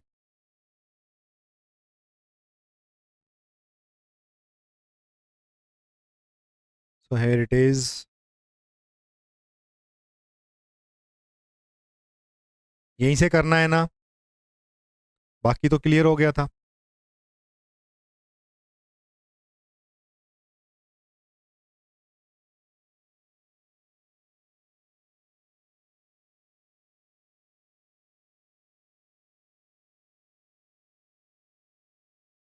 हम्म, अभी भी नो, अभी भी कोई लोग नो बोल रहे हैं, नो नो से क्या हो रहा है? जिनकी नहीं विजिबल हो रही वो दोबारा ज्वाइन कर लो, ठीक है। अभी यहाँ से everything is fine I think, ठीक है। हो जाता हो नेटवर्क वगैरह कुछ इश्यू होगा, एक बार दोबारा ज्वाइन कर लो। I am waiting till next 2 minutes. सही है, क्लियर है, गुड, ओके। तो इसमें मैंने कहा कि पहला टाइप ऑफ क्वेश्चन ये है कि फ्लक्स निकालना है क्लोज सरफेस के थ्रू। तो जैसे ये एक सरफेस हमें दी हुई है और यहाँ पे एक चार्ज क्यू रखा हुआ है, ठीक है, यहाँ पे एक चार्ज क्यू रखा हुआ है, तो इससे इस पूरे क्यूब से कितना फ्लक्स निकलेगा और इस क्यूब के एक फेस से कितना फ्लक्स निकलेगा, ये सवाल है। तो इसको सबसे पहले हमें ये पता है कि जब भी कोई क्लोज सरफेस होती है उसी का हमें आइडिया है कि उससे जो फ्लक्स निकलता है वो क्यू बाई एप्सिलॉन नॉट निकलता है। सबसे पहले चार्ज को इनक्लोज करना है, तो इसको कैसे समझेंगे, जैसे एक क्यूब है, तो क्यूब जैसे हमारा जहाँ पे अब आप बैठे हैं एक रूम है, रूम की एक सामने वाली दीवार पे इमेजिन कर लो कि एक चार्ज क्यू रखा है, और चार्ज क्यू को समझो कि एक ऐसे स्फेरिकल चीज है, एक फुटबॉल की तरह है, ठीक है। अब आपने इसको कवर करना है पूरा, तो कैसे करोगे, एक और क्यूब यहाँ पे बनाना पड़ेगा आपको पूरा इसके सामने, तब जाके देखो एक एक और रूम बिल्कुल इसके साथ में होगा, तो चार्ज पूरी तरह से इनक्लोज हो जाएगा जिस दीवार पे चार्ज रखा हुआ है, क्लियर है ना? तो मतलब 2 क्यूब्स मिलके पूरे चार्ज को इनक्लोज कर रहे हैं, तो मतलब जो 2 बड़े वाले क्यूब्स हैं, ये बड़े वाला क्यूब समझो, इससे जो फ्लक्स निकलेगा वो कितना निकलेगा, क्यू बाई एप्सिलॉन नॉट। तो जो एक छोटा क्यूब है उससे कितना निकला होगा फिर, Q by 2 epsilon naught, Q by 2 epsilon not, clear है यहां तक? अब उसके बाद बात आती है कि एक फेस से कैसे निकलेगा। तो एक फेस का मैंने आपको बताया था कि हमेशा ये देखो कि ये चार्ज क्यू कहां पर है, जिस जिस सरफेस को ये टच कर रहा है, जिस जिस सरफेस को ये टच कर रहा है वहां से कंट्रीब्यूशन नहीं आएगा, बाकी सबसे कंट्रीब्यूशन आ रहा है। ये मतलब वैसी बात हो गई कि जैसे बाल्टी में बैठ के खुद को उठाना। तो जिस सरफेस पे चार्ज है वहां तो कोई इफेक्ट नहीं होगा, जो भी इफेक्ट होगा बाकी फोर्सेस का होगा, बाकी सरफेसेस का होगा। क्लियर है ना बात? तो इसका मतलब ये जो इस क्यूब से मेरा आंसर आया था Q/2 एप्सिलॉन नॉट, ये कहां से आया था? इस सरफेस को छोड़ के। ये तो कुछ भी नहीं कर रही थी इसमें, तो कौन कौन कर रही थी? 5 सरफेसेस कर रही थी। 5 faces will contribute Q/2 epsilon not, और एक फेस करेगा Q/10 एप्सिलॉन नॉट। ये एक एनालॉजी हो गई ऐसे समझने की क्वेश्चन को, ठीक है। इसी तरह से ये वाला क्वेश्चन देखो, 8 क्यूब्स वाला। इसमें क्या है कि चार्ज यहां पे रखा है। इस बार क्या इमेजिन करो कि चार्ज जो है रूम के कॉर्नर पे रखा हुआ है। तो क्या करेंगे इसको क्लोज करने के लिए? एक ऐसे का ऐसा क्यूब यहां पे बनाएंगे पहले, फिर एक इसके पीछे बनेगा जस्ट, और एक ये, इसको मैं 1 नंबर बोल दूं, इसको यहां पे क्यूब 2 है, इस 1 के पीछे एक 3 नंबर क्यूब बनाना पड़ेगा, और इस 2 के पीछे एक 4 नंबर क्यूब बनाना पड़ेगा। तब जाके अपर हाफ जो है चार्ज का वो कवर हुआ है। अभी भी नीचे की तरफ खुला रह गया। तो इसका मतलब एक के नीचे एक क्यूब बनाना पड़ेगा 5 नंबर, 3 के नीचे एक बनाना पड़ेगा 6 नंबर, 2 के नीचे एक बनाना पड़ेगा 7 नंबर, और 4 के नीचे एक बनाना पड़ेगा 8 नंबर। तो ये छोटे छोटे क्यूब जो हैं, 8 ऐसे क्यूब बनेंगे आगे पीछे करके, तब ये चार्ज क्यू है ये इनक्लोज होगा। तो मतलब 8 क्यूब से फ्लक्स जो निकल रहा होगा वो होगा Q/एप्सिलॉन नॉट, और एक क्यूब से निकला है Q/8 एप्सिलॉन नॉट। उसके बाद आता है कि सर एक सरफेस से कितना निकलेगा? तो एक सरफेस से निकलने के लिए मैंने क्या बताया कि देखो चार्ज क्यू को कौन कौन अपना कह रहा है। तो ये सरफेस कह रही है कि भाई चार्ज क्यू तो हमारे साथ है, ये भी कह रहा है कि चार्ज क्यू तो हमारे साथ है, और ये सरफेस भी कह रही है कि भाई चार्ज क्यू तो हमारे साथ है। तो इसका मतलब जो सिर्फ 3 सरफेसेस हैं, 1 2 और एक ये बाहर वाली, 3 सरफेसेस से ये कॉन्ट्रीब्यूशन आया है पूरा। तो 3 faces will contribute Q/8, 1 face will contribute Q/24। ठीक है, क्लियर है यहां तक बात? क्लियर है भाई?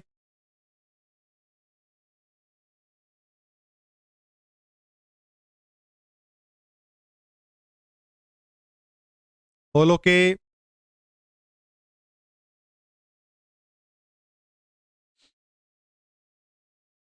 Okay good.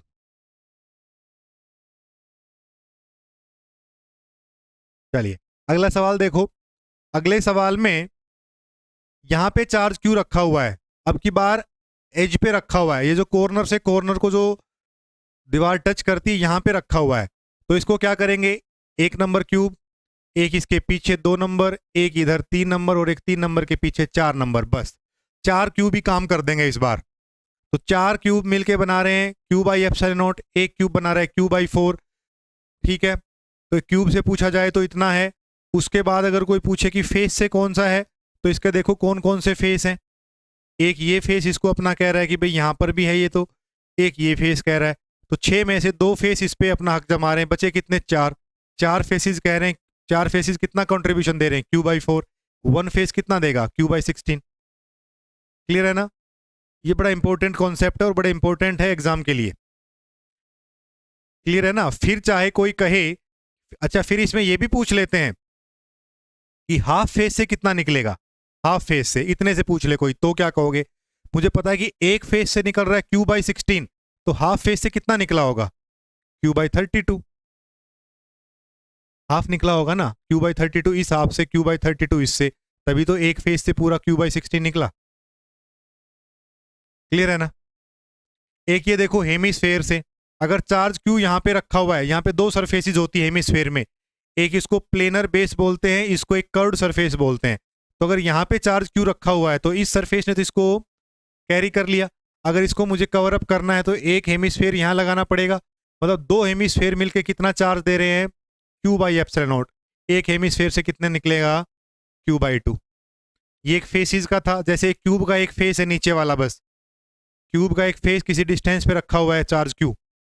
तो इसको कवर करने के लिए क्या करना पड़ेगा? एक फेस ऊपर लगाना पड़ेगा, एक नीचे लगाना पड़ेगा, एक दाएं एक बाएं एक आगे एक पीछे, 6 फेस बनेंगे। 6 फेस बना के क्या बना देगा? एक क्यूब। मतलब ये कुछ ऐसा था, इधर देखो पेन की तरफ, कि ये वाला फेस दिया हुआ था और चार्ज यहाँ कहीं रखा था। तो इस चार्ज क्यू को कवर करने के लिए देखो कितनी सरफेसेस लगी? 6 लगी ना। तो 6 सरफेसेस से Q/एप्सिलॉन नॉट, इस एक से Q/6। बात क्लियर हो गई? उसके बाद आगे चलते हैं, कभी भी कोई भी सरफेस यूनिफॉर्म इलेक्ट्रिक फील्ड में रखी है तो इसका मतलब क्या है, जैसे ये सिलेंडर है, ये स्फेयर है, यूनिफॉर्म इलेक्ट्रिक फील्ड में रखा है, मतलब जितनी इलेक्ट्रिक फील्ड लाइंस यहाँ से एंटर कर रही हैं, जितनी इलेक्ट्रिक फील्ड लाइंस यहाँ से एंटर कर रही हैं उतनी इलेक्ट्रिक फील्ड लाइन यहाँ पे निकलेंगी, क्योंकि electric field is uniform, electric field का स्ट्रेंथ सेम है। तो इसका मतलब net flux will be zero. Any close surface placed in a uniform electric field then the net flux passing through the close surface is zero. Clear है बात? आगे देखो, ये क्वेश्चन था आपके एग्जाम में पूछा गया था, और इस क्वेश्चन को अगर ध्यान से नहीं करेंगे तो गलती होने के चांसेस थे बहुत।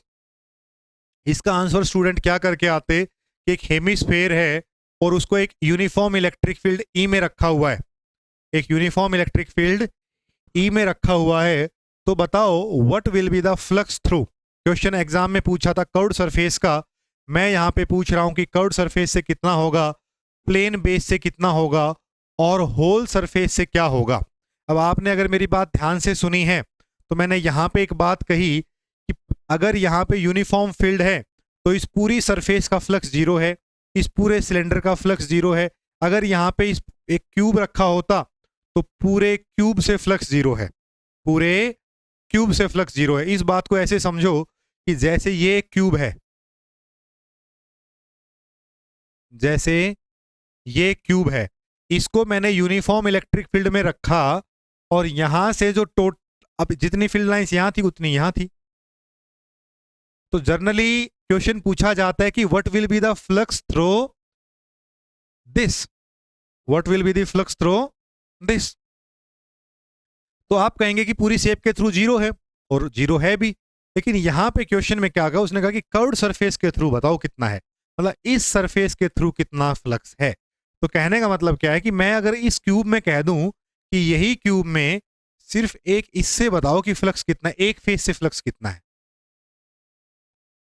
ठीक है। तो इसका मतलब क्या हुआ कि पूरी सरफेस से तो जीरो है, लेकिन ये जीरो हो कैसे रहा है, इस प्लेनर बेस पे लाइन एंटर की है और इस सरफेस से निकली है। तो जितना फ्लक्स यहां का है उसका अपोजिट फ्लक्स यहां का है। तभी तो मान लो 5 यूनिट यहां पे है और इसके थ्रू -5 यूनिट है, तभी तो जीरो हुआ ना। यहां पे अगर 10 लाइनें एंटर की, वही तो 10 लाइन यहां पे माइनस गई। तो अब मुझसे पूछ रहा है कि यहां पे कितनी लाइनें एंटर की, समझो बात को। वो सिर्फ ये पूछ रहा है कि यहां पे कितनी लाइनें एंटर की, भाई ये बताओ। तो इसको कैसे करेंगे हम, देख अगर तो फ्लक्स सरफेस होल सरफेस के थ्रू पूछा जाए तो जीरो है, लेकिन अगर प्लेन बेस के थ्रू पूछा जाए तो अब मैं अगर इसको मिटाऊंगा तो सारा ही मिटेगा क्या, नहीं।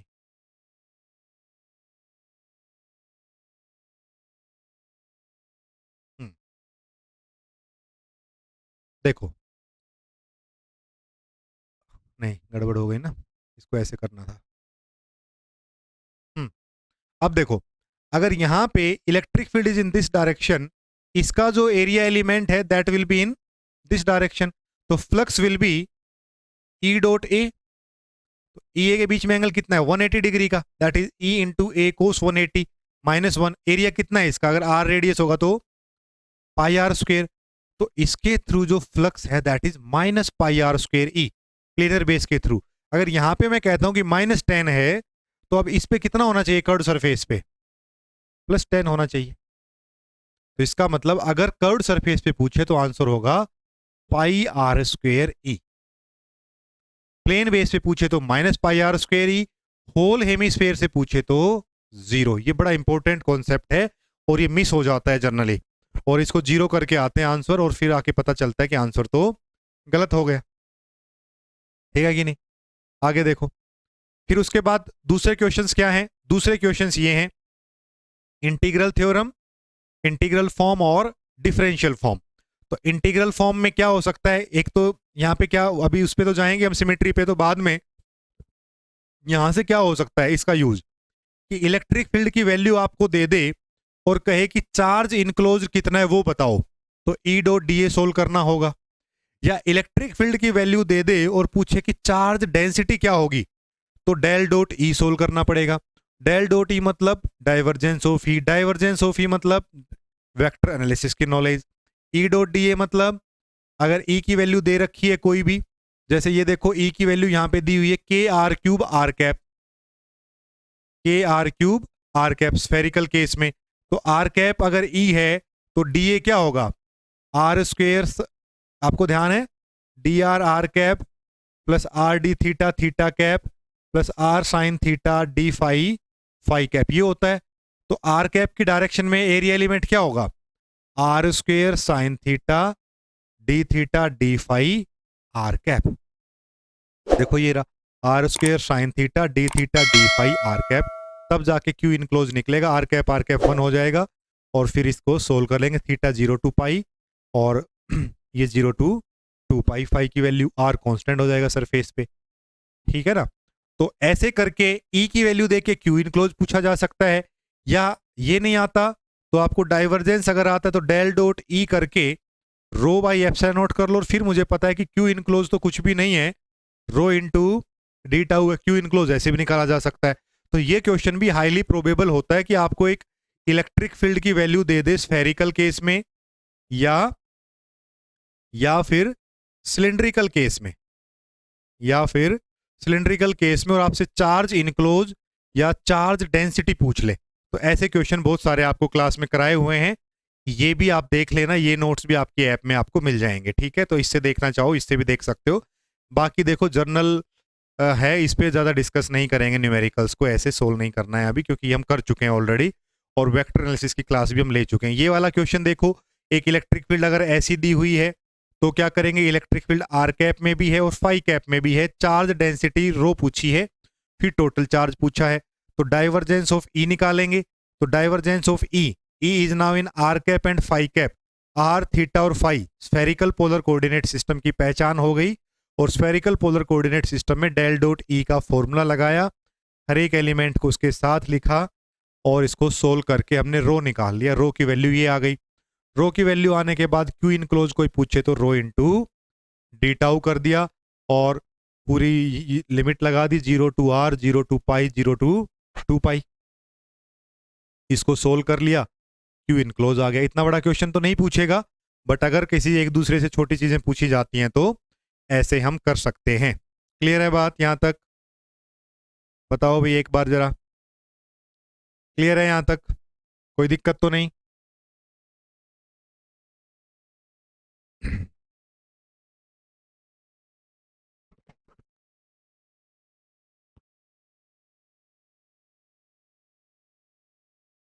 हाँ जी,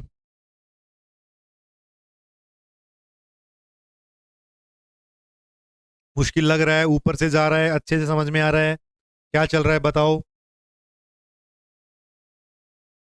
एवरीथिंग फाइन, हो रहा है रिवीजन अच्छे से।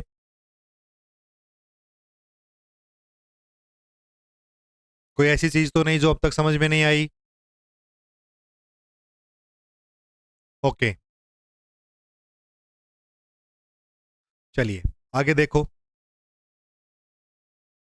ये भी एक क्वेश्चन है, इस क्वेश्चन को मैंने क्यों डाला है कि हो सकता है वो ये क्वेश्चन ना डाले, लेकिन इलेक्ट्रिक फील्ड इतना अगर दे दे तो भावनाओं में बहके डेल डॉट ई सीधा 0 नहीं कर देना है, क्योंकि वो r square into a by r square का करली बाई करली आर करोगे, कहोगे ये तो कांस्टेंट है, 0 हो गया, नो। इस क्वेश्चन से बचने के लिए ही मैंने आपको डिराक डेल्टा फंक्शन पढ़ाया है, इससे बचने के लिए ही डिराक डेल्टा फंक्शन पढ़ाया है। तो इसको सीधा यहाँ पे 0 नहीं करना है, इसको लिखना है डेल क्यूब आर। इसका डाइवर्जेंस देखो, इस पूरे को ऐसे ना करके इसको मैं लिखूंगा divergence of a by r square r cap. तो इस पूरे फॉर्मूले के बजाय मेरा आंसर होगा यहाँ पे, that is 4 pi a del cube r. 4 pi del cube r होता था ना इसका डाइवर्जेंस, भाई इसका डाइवर्जेंस क्या होता था, del dot r cap by r square का 4 पाई डेल क्यूब आर होता था ना। तो बस यही चीज करने के लिए ये क्वेश्चन है, बाकी टर्म्स तो आ जाएंगी। और फिर देखो क्यू इनक्लोज, अगर क्यू इनक्लोज करना है तो रो इंटू डी टाउ करूंगा, रो इंटू डी टाउ करते ही del cube r d tau, इसका जब होल स्पेस पे करने चला तो ये ध्यान रखना है क्वेश्चन में क्या दिया हुआ है, अगर हमारा स्फेरिकल केस है अगर हमारा स्फेयर कुछ ऐसा है जिसमें r इक्वल टू जीरो, मतलब इसका आर्ग्यूमेंट कहाँ पे जीरो हो रहा है, r इक्वल टू जीरो, अगर r इक्वल टू जीरो हमारी वॉल्यूम के अंदर आ रहा है तभी जाके इसकी वैल्यू 1 होगी, इसकी वैल्यू 1 होगी, नहीं तो जीरो हो जाएगा। तो इस केस में अगर मैंने स्फेयर यहाँ पे लिया है ऐसा, तो आंसर होगा 4 पाई ए एप्सिलॉन नॉट और इसकी वैल्यू हो जाएगी 1। बाकी ये तो सोल्व हो रहा है साथ में, ठीक है ना। लेकिन अगर यही स्फेयर में कहता कि यहाँ कहीं बैठा है जिसका सेंटर यहाँ है, तो मेरा तो r इक्वल टू जीरो यहाँ होना था। तो r equal to zero is lying outside this sphere, outside this volume, hence whole integral will be zero. तो यहाँ पे इसका आंसर जीरो आ जाता, ठीक है ना। तो ये एप्लीकेशन है उस प्रॉब्लम की, डिराक डेल्टा फंक्शन की। आगे देखो, इलेक्ट्रिक फील्ड लाइंस की प्रॉपर्टीज क्या क्या हैं। एक बार इलेक्ट्रिक फील्ड लाइंस को पढ़ते हैं, फिर इलेक्ट्रिक पोटेंशियल और इक्वी पोटेंशियल में उसका काम आएगा। देखो किसी भी tangent on any point on the electric field line gives the direction of electric field at that point. और यही कारण है कि इलेक्ट्रिक फील्ड लाइंस है वो इंटरसेक्ट नहीं करती, क्रॉस नहीं करती, क्योंकि अदरवाइज वहां पे दो टेंजेंट हो जाएंगे, दो डायरेक्शन हो जाएंगे इलेक्ट्रिक फील्ड की, जो कि पॉसिबल नहीं है। प्लस क्यू चार्ज से रेडियली आउटवर्ड जाती हैं, नेगेटिव चार्ज पे इनवर्ड आती हैं, ये बात आप सभी को पता है। एक चीज जो नहीं पता हो सकती है वो अब है कि न्यूट्रल पॉइंट कैसे कैलकुलेट करते हैं। न्यूट्रल पॉइंट होता क्या है? न्यूट्रल पॉइंट किसी भी चार्ज डिस्ट्रीब्यूशन का वो पॉइंट है जहां पे नेट इलेक्ट्रिक फील्ड जीरो हो। अगर मैं कहूं एक चार्ज यहाँ पे Q1 रखा है, एक चार्ज यहाँ पे Q2 रखा है, तो वो पॉइंट बताओ जहां पे इलेक्ट्रिक फील्ड जीरो हो। इसके बीच में, इसके बाहर कहीं वो पॉइंट कहाँ होगा, उसी पॉइंट को हम कहते हैं न्यूट्रल पॉइंट। तो देखो ये केसेस है, अगर Q1 इक्वल टू Q2 हो जाए, अगर Q1 इक्वल टू Q2 है तो N जो है वो मिड पॉइंट होगा। N जो है वो न्यूट्रल पॉइंट हमेशा mid point of the line joining आएगा। लेकिन अगर Q1 is greater than Q2 है, then this neutral point N will shift towards the smaller one, इधर की तरफ चला जाएगा, Q2 की तरफ चला जाएगा। If Q1 is greater than Q2 then N will shift closer towards N2। ये बात तो हो गई आसान। अब एग्जामिनर अगर और टफ क्वेश्चन पूछे तो हम क्या कर सकते हैं। देखो एक ये क्वेश्चन बन सकता है कि अगर n चार्जेस हैं, अरेंज्ड हैं किसी भी पॉलीगन में, लेट अस सपोज एक स्क्वायर के ऊपर रखे हुए हैं चार चार्जेस, ये ऐसे मानो यहाँ पे चार चार्जेस रखे हुए हैं, ठीक है। तो कोई भी एक कॉन्वेक्स पॉलीगन हो जिसमें n चार्जेस उसके कोनों पे रखे हुए हैं, कोई भी n हो सकता है, पेंटागन हो, स्क्वायर हो, कुछ भी हो, हेक्सागन हो, तो there will always be n+1 neutral points. ये ध्यान रखना है, कितने न्यूट्रल पॉइंट्स होंगे, n+1। अगर ये पूछे कि न्यूट्रल पॉइंट्स कितने होंगे तो n+1 होंगे। अगर यहाँ पे 4 है ना, तो ऐसी 5 लोकेशंस आपको मिलेंगी जहां पे फील्ड जीरो होगी। वो सारे के सारे कहाँ लाई करेंगे, all lying with in the polygon, उस पॉलीगन के अंदर ही लाई करेंगे। इसके अंदर ही 5 पॉइंट ऐसे होंगे जहां पे इलेक्ट्रिक फील्ड जीरो होगी। ये बात ध्यान रहेगी। अगली बात, अब न्यूट्रल पॉइंट कहां होगा ये अगर पूछ लिया जाए, तो जैसे दो लाइक पॉइंट चार्जेस हैं, एक Q1 है एक Q2 है, मुझे मैग्नीट्यूड नहीं पता कितना है, 2Q है 4Q है, Q है माइनस, मतलब प्लस में ही है या माइनस में ही है, लेकिन मुझे मैग्नीट्यूड नहीं पता। सिर्फ ये पता है कि ये भी पॉजिटिव है, ये भी पॉजिटिव है, या ये भी नेगेटिव है, ये भी नेगेटिव, दोनों लाइक चार्जेस हैं। तो देखो एक Q1 Q2 है, इनके बीच की distance late us suppose x है, x सेपरेट है। अब n कहां होगा, तो लेट अस सपोज इसके से हमने एक x1 दूरी पे n मान लिया और x2 दूरी पे n मान लिया, तो x की वैल्यू क्या होगी। देखो x कहां से, x1 कहां पे है, Q1 से दूर है ना, तो x divide by Q2 by Q1 plus 1 under the root Q2 by Q1 plus 1। x2 क्या होगा, x2 की value x divide by Q1 by Q2 under root plus 1। तो इससे आप x1 x2 डायरेक्ट निकाल सकते हो, आपको इलेक्ट्रिक फील्ड को जीरो करके देखने की जरूरत नहीं है। ये इंपॉर्टेंट है एग्जाम के लिए, ये इंपॉर्टेंट है एग्जाम के लिए। क्लियर है बात। दो लाइक पॉइंट चार्जेस हों तो x1 x2 ऐसे निकलेगा और वो n जो है वो इन दोनों के बीच में कहीं होगा। आगे चलो, अगर अनलाइक चार्जेस हैं, एक पॉजिटिव है एक नेगेटिव है, तो क्या होगा, न्यूट्रल पॉइंट है वो किसी एक्सटर्नल पॉइंट पे होगा। अगर ये Q1 Q2 थे तो कहीं बाहर न्यूट्रल पॉइंट बनेगा, और कौन से चार्ज के नजदीक, which is smaller in the magnitude, जो मैग्नीट्यूड में स्मॉलर है। अगर दोनों के बीच की डिस्टेंस x है लेट अस सपोज, और Q1 से L डिस्टेंस पे न्यूट्रल पॉइंट है, तो जो L की वैल्यू होगी, स्मॉलर चार्ज से जो L की वैल्यू होगी वो होगी x divide by under the root Q2 by Q1 -1। तो ये होगा आपका न्यूट्रल पॉइंट, ये होगा न्यूट्रल पॉइंट। क्लियर है बात यहां तक? आगे देखो, ये आपकी यूनिफॉर्म इलेक्ट्रिक फील्ड और नॉन यूनिफॉर्म इलेक्ट्रिक फील्ड क्या होती है आपको पता है कि strength and the direction of electric field is same at every point in the given space, then it is uniform electric field. इसको हम स्ट्रेट लाइन से, equispaced parallel field line से रिप्रेजेंट कर सकते हैं। नॉन यूनिफॉर्म इलेक्ट्रिक फील्ड क्या होगी? अगर स्ट्रेंथ डिफरेंट हो डिफरेंट पॉइंट्स पे तो क्या होगा? नॉन यूनिफॉर्म इलेक्ट्रिक फील्ड कहलाएगी। जैसे एक चार्ज की वजह से इलेक्ट्रिक फील्ड हम लेते हैं तो क्या होती है? Q/4πε0 r square r cap.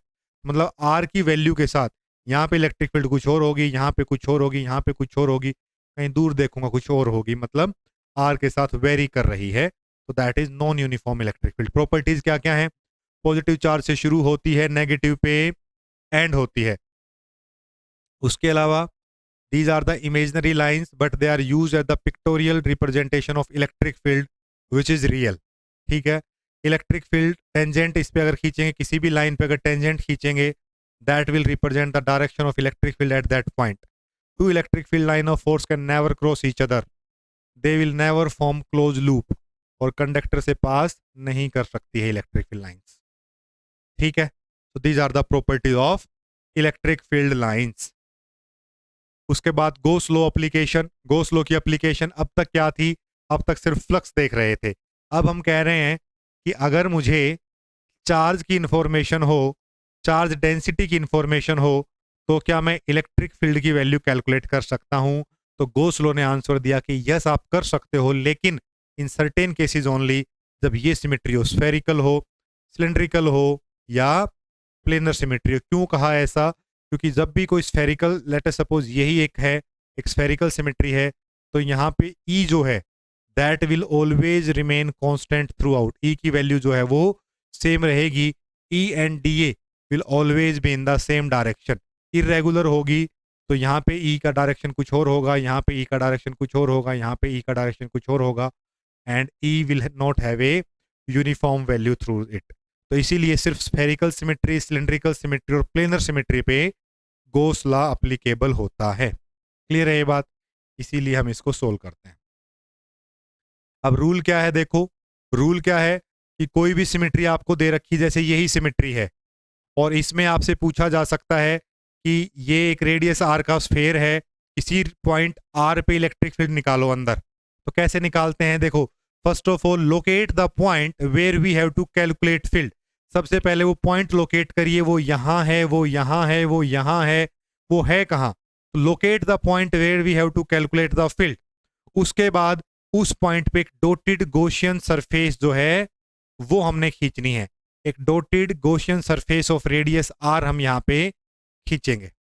उसके बाद देखो ये है इंपॉर्टेंट चीज, इसमें कंफ्यूजन होता है कि E डॉट डी ए कैसे सोल्व करें। अब हमें पता है गॉस लॉ में E तो बाहर आ जाएगा, तो DA जो है वो इस केस में हमेशा 4πr² होगा। तो ये जो R है that is the radius of the Gaussian surface always.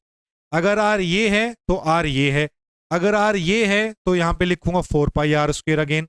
मतलब this R, this DA will always be taken at the Gaussian surface, will always be taken at the Gaussian surface। बात clear हो गई? मतलब जहां भी R हो, cylinder के case में S हो, जहां भी Gaussian सरफेस बन रही है उसका एरिया एलिमेंट लेना है। और Q enclose by epsilon naught, epsilon तो कांस्टेंट है, Q इनक्लोज्ड, इसका मतलब है कि up to where the charge is spread inside the Gaussian surface. अब सोचो अगर मैं कहूं कि ये पूरा जो है, सोचो ध्यान से सुनना ये बात, अगर ये पूरा स्फेयर में चार्ज है अंदर और मुझे इस पॉइंट पे इलेक्ट्रिक फील्ड निकालनी है, तो मुझे Q इनक्लोज में देखना है कि Gaussian सरफेस में चार्ज कहां तक है, वो यहां तक है।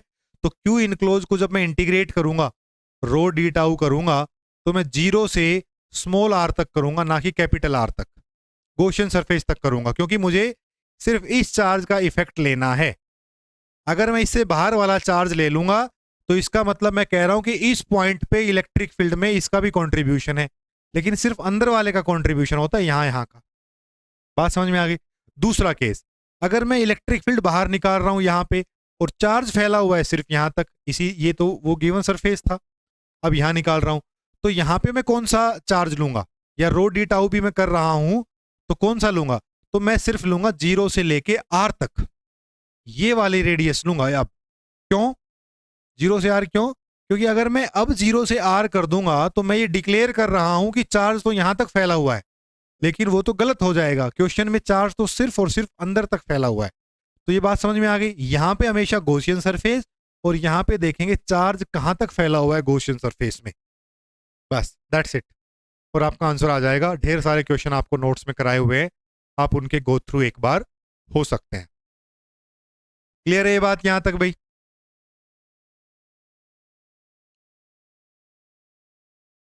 गॉसियन सरफेस इनसाइड रहा होता है या आउटसाइड? तो गॉसियन सरफेस का मैंने यही बताया कि गॉसियन सरफेस हमेशा उस पॉइंट पे ड्रॉ होगा जहां पे हमने फील्ड निकालनी है। ठीक है, ऑल ओके यहां तक? जल्दी बोलो।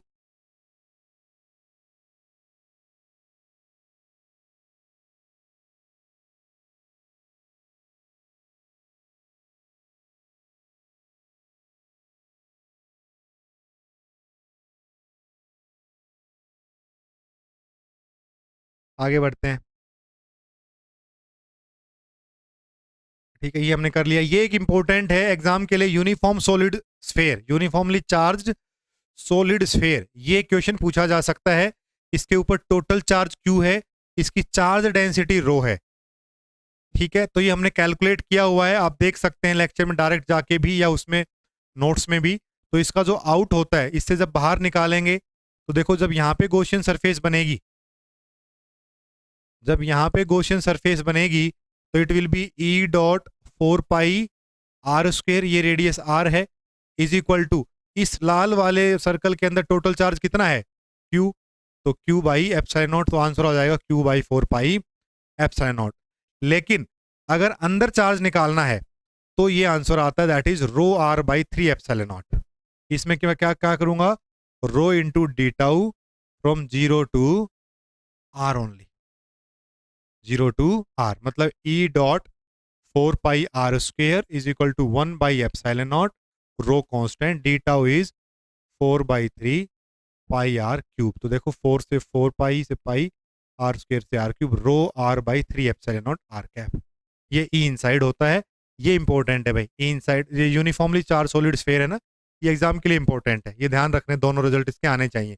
स्फेरिकल शेल का मतलब क्या होता है कि सारा का जो चार्ज, सारा चार्ज है वो सिर्फ यहाँ पे सरफेस पे है, अंदर कोई भी चार्ज नहीं है। तो इसका मतलब अंदर मैं कहीं भी फील्ड निकालूंगा, कहीं भी गॉसियन सरफेस खींचूंगा, तो उसमें चार्ज इनक्लोज तो हमेशा 0 रहेगा, तो इलेक्ट्रिक फील्ड है इनसाइड हमेशा 0 आएगी। और आउटसाइड अगर मैं कहीं जाके गॉसियन सरफेस खींचूंगा तो उसमें तो जो भी चार्ज इस सरफेस का है वो सारा आएगा, that is Q by 4 pi epsilon r square आ गया। और क्यू को, अगर क्यू को मैं सिग्मा के रूप में लिखना चाहूं तो कैसे लिख सकता हूं, sigma into D A, that is 4 pi r square is equal to Q. तो क्यू और सिग्मा का ये रिलेशन हो जाएगा, यहां पे डाल दूं तो सिग्मा के रूप में रिजल्ट आ जाता है। ठीक है, दो टाइप के क्वेश्चन ये हैं। अभी तक क्या था, रो हमारा कांस्टेंट था तो रो हम बाहर ले रहे हैं, सिग्मा रो कांस्टेंट था। तीसरा टाइप का फंक्शन क्या होता है कि rho is a function of r, मतलब आपको दे देगा rho is nothing but k r, rho is nothing but k r square, k are cube, ऐसे करके रो की वैल्यू दे देगा। तो क्या हुआ, उससे घबराओगे क्या? Rho into d tau, rho is equal to k r, r square sine theta, d r d theta d phi, triple integration, r देख लो कहाँ से कहाँ जाना है, थीटा 0 से पाई, फाई 0 से 2 पाई, या जैसा भी है, स्फेरिकल है हेमिस्फेरिकल, अकॉर्डिंगली लिमिट सोल्व कर दो। तो रो अगर कांस्टेंट हो तो बाहर आ जाएगा, वैल्यू होगी तो यहाँ लग के मल्टीप्लाई हो जाएगा, और मल्टीप्लाई होके उसका इंटीग्रेशन हो जाएगा। क्लियर है ये बात? आगे बढ़ते हैं। सिलेंड्रिकल सिमेट्री में भी ऐसा ही होगा कि एक सिलेंडर है जो कि यूनिफॉर्मली चार्ज्ड है, उसके अंदर किसी डिस्टेंस एस पे, एक्सिस से एस डिस्टेंस पे इनसाइड अगर फील्ड निकालेंगे, उसकी वैल्यू आती है rho s by 2 epsilon naught. Sphere में कितनी आई थी, rho r by 3 epsilon naught, cylinder में कितनी आएगी, rho s by 2 epsilon naught. ये ध्यान रखना, बस आपको याद रह जाएगा ये। ठीक है, एक ये क्वेश्चन है, देखो कि दो स्फेयर है, दोनों को ओवरलैप कराया हुआ है, दोनों को ओवरलैप कराया हुआ है, और इनके बीच के जो चार्ज सेंटर है जो इसकी डिस्टेंस डी है, ठीक है, पॉजिटिव से नेगेटिव, लेट सपोज ये डायरेक्शन हम ले लेते हैं डी की, positive centre to negative centre d है। आपसे पूछा है कि इस ओवरलैपिंग वाले रीजन में कहीं इलेक्ट्रिक फील्ड निकालनी, लेट सपोज मुझे यहाँ इलेक्ट्रिक फील्ड निकालनी है, तो इस पॉइंट से इसकी डिस्टेंस r1 मान लूँ और इस पॉइंट से इसकी डिस्टेंस r2 मान लूँ। अब ये वाला पॉइंट जो है ये इस स्फेयर के तो अंदर है, तो जब भी स्फेयर अंदर होता है, यूनिफॉर्म चार्ज होता है, तो रो r1 by 3 epsilon naught r1 cap, या इसको मैं लिख सकता हूँ रो r1 बाई 3 एप्सिलॉन नॉट, इसकी वजह से फील्ड। और ये वाला पॉइंट इस स्फेयर के भी अंदर है, तो इसकी वजह से रो r2 बाई 3 एप्सिलॉन नॉट, लेकिन यहाँ पे रो नेगेटिव है तो नेगेटिव चार्ज आ जाएगा। अब दोनों का ऐड कर देंगे, सिंपल, तो rho by 3 epsilon naught r1 vector minus r2 vector. r1 r2 vector कैसे होगा, देखो d पॉजिटिव मतलब d vector plus r2 vector is nothing but r1 vector, तो d is equal to r1 minus r2, तो r1 minus r2 को मैं d लिख दूंगा, रो d ओवर 3 एप्सिलॉन नॉट, ये आंसर आ जाएगा। तो ऐसे छोटे मोटे क्वेश्चन भी अगर कभी घुमा फिरा के दे दे तो आपको वो आने चाहिए, ऐसे ही करना है हमने। ठीक है, आगे बढ़ते हैं। प्लेनर सिमेट्री, प्लेनर सिमेट्री में क्या है, एक प्लेनर शीट है जिसके ऊपर सिग्मा सरफेस चार्ज डेंसिटी है, और इसकी वजह से इलेक्ट्रिक फील्ड कैलकुलेट करनी है। तो पिल बॉक्स टाइप सिमेट्री लेते हैं, गॉसियन सरफेस, बाकी सारी सरफेसेस का कंट्रीब्यूशन कैंसिल हो जाता है क्योंकि ई और ए एक दूसरे के परपेंडिकुलर हो जाते हैं। सिर्फ ये दोनों सरफेसेस ऊपर वाली और एक जस्ट नीचे वाली, ये दो सरफेसेस बचती हैं। इसका E outside, A outside, E outside, A outside, तो 2EA is equal to Q enclose by epsilon naught, q enclose is nothing but sigma into A. तो ये आंसर आ जाता है E is equal to sigma by 2 epsilon naught n cap. मतलब कोई भी charge sheet आपको दे रखी हो कभी भी, उससे हमेशा जो फील्ड निकलेगी वो sigma by 2 epsilon naught n cap, direction is perpendicular to the surface. मतलब ये डिस्टेंस के इंडिपेंडेंट होती है, मैं यहाँ देखूं, मैं यहाँ देखूं, मैं यहाँ देखूं, कहीं भी देखूं, इलेक्ट्रिक फील्ड की स्ट्रेंथ है वो sigma by 2 epsilon naught n cap होती है। तो सोचने वाली बात है कि सर जब चार्ज डिस्ट्रीब्यूशन से दूर जाते हैं तो फील्ड तो कम होनी चाहिए, ये बराबर क्यों रहती है, क्योंकि यहाँ पे हम लेते हैं इनफाइनाइटली थिन चार्ज्ड शीट। तो मतलब जब यहाँ पे बैठे हैं तो हमारा चार्ज व्यू इतना है, जब हम आगे बढ़ते हैं तो जितनी डिस्टेंस बड़ी है उतना ही हमारा फील्ड ऑफ व्यू, उतनी शीट हमारे लिए बड़ी हो गई है, ये समझो। तो इसका मतलब उतना ही चार्ज का कंट्रीब्यूशन उसने कंपनसेट कर दिया है। तो हमेशा ही it will be independent of distance and have a constant value of sigma by 2 epsilon naught. अगर मैं कहूं कि एक शीट है जिसपे पॉजिटिव चार्ज है, एक सीट कहूँ जिसपे नेगेटिव चार्ज है, इस पे अगर पॉजिटिव चार्ज है तो दोनों तरफ फील्ड निकलेगी सिग्मा बाई 2 एप्सिलॉन नॉट, दोनों तरफ फील्ड निकलेगी सिग्मा बाई 2 एप्सिलॉन नॉट। अगर नेगेटिव चार्ज हो या कह दे माइनस सिग्मा है डेंसिटी, तो फील्ड आएगी अंदर की तरफ सिग्मा बाई 2 एप्सिलॉन नॉट, बस। अगर डायरेक्शन ले रहे हो तो यहाँ पे नेगेटिव पॉजिटिव मत लगाओ, सिंपल, ठीक है ना, सिर्फ डायरेक्शन से समझो, नेगेटिव की तरफ अंदर आएगा, पॉजिटिव से बाहर निकलेगा, contribution sigma by 2 epsilon not. तो फिर इलेक्ट्रिक फील्ड पूछी जा सकती है। देखो जैसे ये क्वेश्चन है, यहाँ पे सिग्मा चार्ज है पॉजिटिव सीट पे, minus sigma charge density negative, 3 region बन गए सीट के इधर, सीटों के बीच में, और ये 3। अब पूछा है कि भाई इनके अंदर बताओ कि इलेक्ट्रिक फील्ड क्या होगी। तो रीजन 1 में देखो, अब क्योंकि रीजन 1 में अगर मैं यहां खड़ा हूं, ठीक है, रीजन 1 में, तो इसका भी इफेक्ट फील होगा और इसका भी होगा, क्योंकि डिस्टेंस के साथ इसकी फील्ड तो वीक होती नहीं है। तो देखो रीजन 1 में शीट 1 की वजह से नीले वाला एरो है, दैट इज दिस वन, इधर जाएगी, और लाल वाले का क्या होगा, वो इधर आ रही होगी नेगेटिव से, है ना, तो इधर होगी। तो इसका भी सिग्मा बाई 2 एप्सिलॉन नॉट है और इसका भी सिग्मा बाई 2 एप्सिलॉन नॉट। तो रीजन 1 में तो फील्ड क्या होगी, 0। जब रीजन 2 में कोई बैठेगा तो उसको क्या लगेगा, इधर sigma by two epsilon not निकलेगी सीट से और इधर जा रही होगी, तो सिग्मा बाई टू इसकी और sigma by two epsilon not इसकी दोनों ऐड हो जाएंगी। और जब इस रीजन में कोई बैठा है तो उसमें क्या होगा, ब्लू वाली तो इधर निकलेगी और रेड वाली इधर आएगी, जीरो हो जाएगी। तो रीजन 1 में और 3 में जीरो, रीजन 2 में सिग्मा बाई एप्सिलॉन नॉट। एक और कई बार कंफ्यूजन होता है स्टूडेंट्स को, देखो कि सर कहीं पर लिखा होता है कि जो थिक शीट होती है उसकी field sigma by epsilon not है, थिन शीट है सिग्मा बाई टू है। तो देखो एक चीज हमेशा ध्यान रखो, इस स्लाइड में सब कुछ है। थिन शीट हो चाहे फिर वो कंडक्टिंग हो या नॉन कंडक्टिंग शीट हो, कंडक्टिंग हो या नॉन कंडक्टिंग शीट हो, थिन शीट से हमेशा फील्ड रहेगी sigma by two epsilon not. लेकिन जब भी थिक केस ऑफ कंडक्टर होगा, थिक केस ऑफ कंडक्टर होगा कि ऐसे एक कंडक्टर रखा हुआ है, थिक है, तो उसके अंदर फील्ड हमेशा जीरो होगी। बाहर चूंकि सिर्फ यही सरफेस कंट्रीब्यूट करेगी अब, तो यहां पे फील्ड होगी सिग्मा बाई एप्सिलॉन नॉट। तो अंदर जीरो, बाहर सिग्मा बाई एप्सिलॉन नॉट। लेकिन कंडक्टर के केस में हम एवरेज वैल्यू लेते हैं हमेशा। ये मैंने जब क्लास में पढ़ाया था तो काफी डिटेल में डिस्कशन किया था। तो जब एवरेज वैल्यू मैं लेता हूं दो वैल्यूज की, तो sigma by epsilon not divide by two, तो ये आ जाता है sigma by two epsilon not. तो मतलब इसका जब भी एवरेज वैल्यू मेरे को चाहिए होगा तो मैं लिखूंगा sigma by two epsilon not. जब भी मुझे फील्ड आउटसाइड द कंडक्टर चाहिए होगी just, that is sigma by epsilon not. Field inside the conductor zero, field outside the thin sheet sigma by two epsilon not, whether it is conducting और non conducting. ये बात समझ में आ गई क्या, ये बात समझ में आ गई क्या, यहां तक क्लियर है?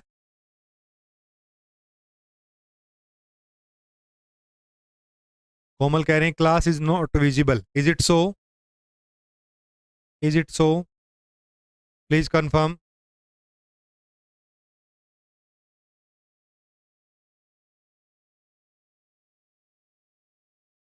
Please confirm. ठीक है, कई बार हो सकता है कि आपके आपके साइड पे नेटवर्क का इशू हो, तो एक बार देख लिया करो, है ना, थोड़ा सा कि हो सकता है कि एक बार दोबारा ज्वाइन कर के देख लो जल्दी से, कुछ ऐसा इशू हो सकता है। बाकी यहाँ से वर्किंग है, ठीक है। चलिए आगे बढ़ते हैं।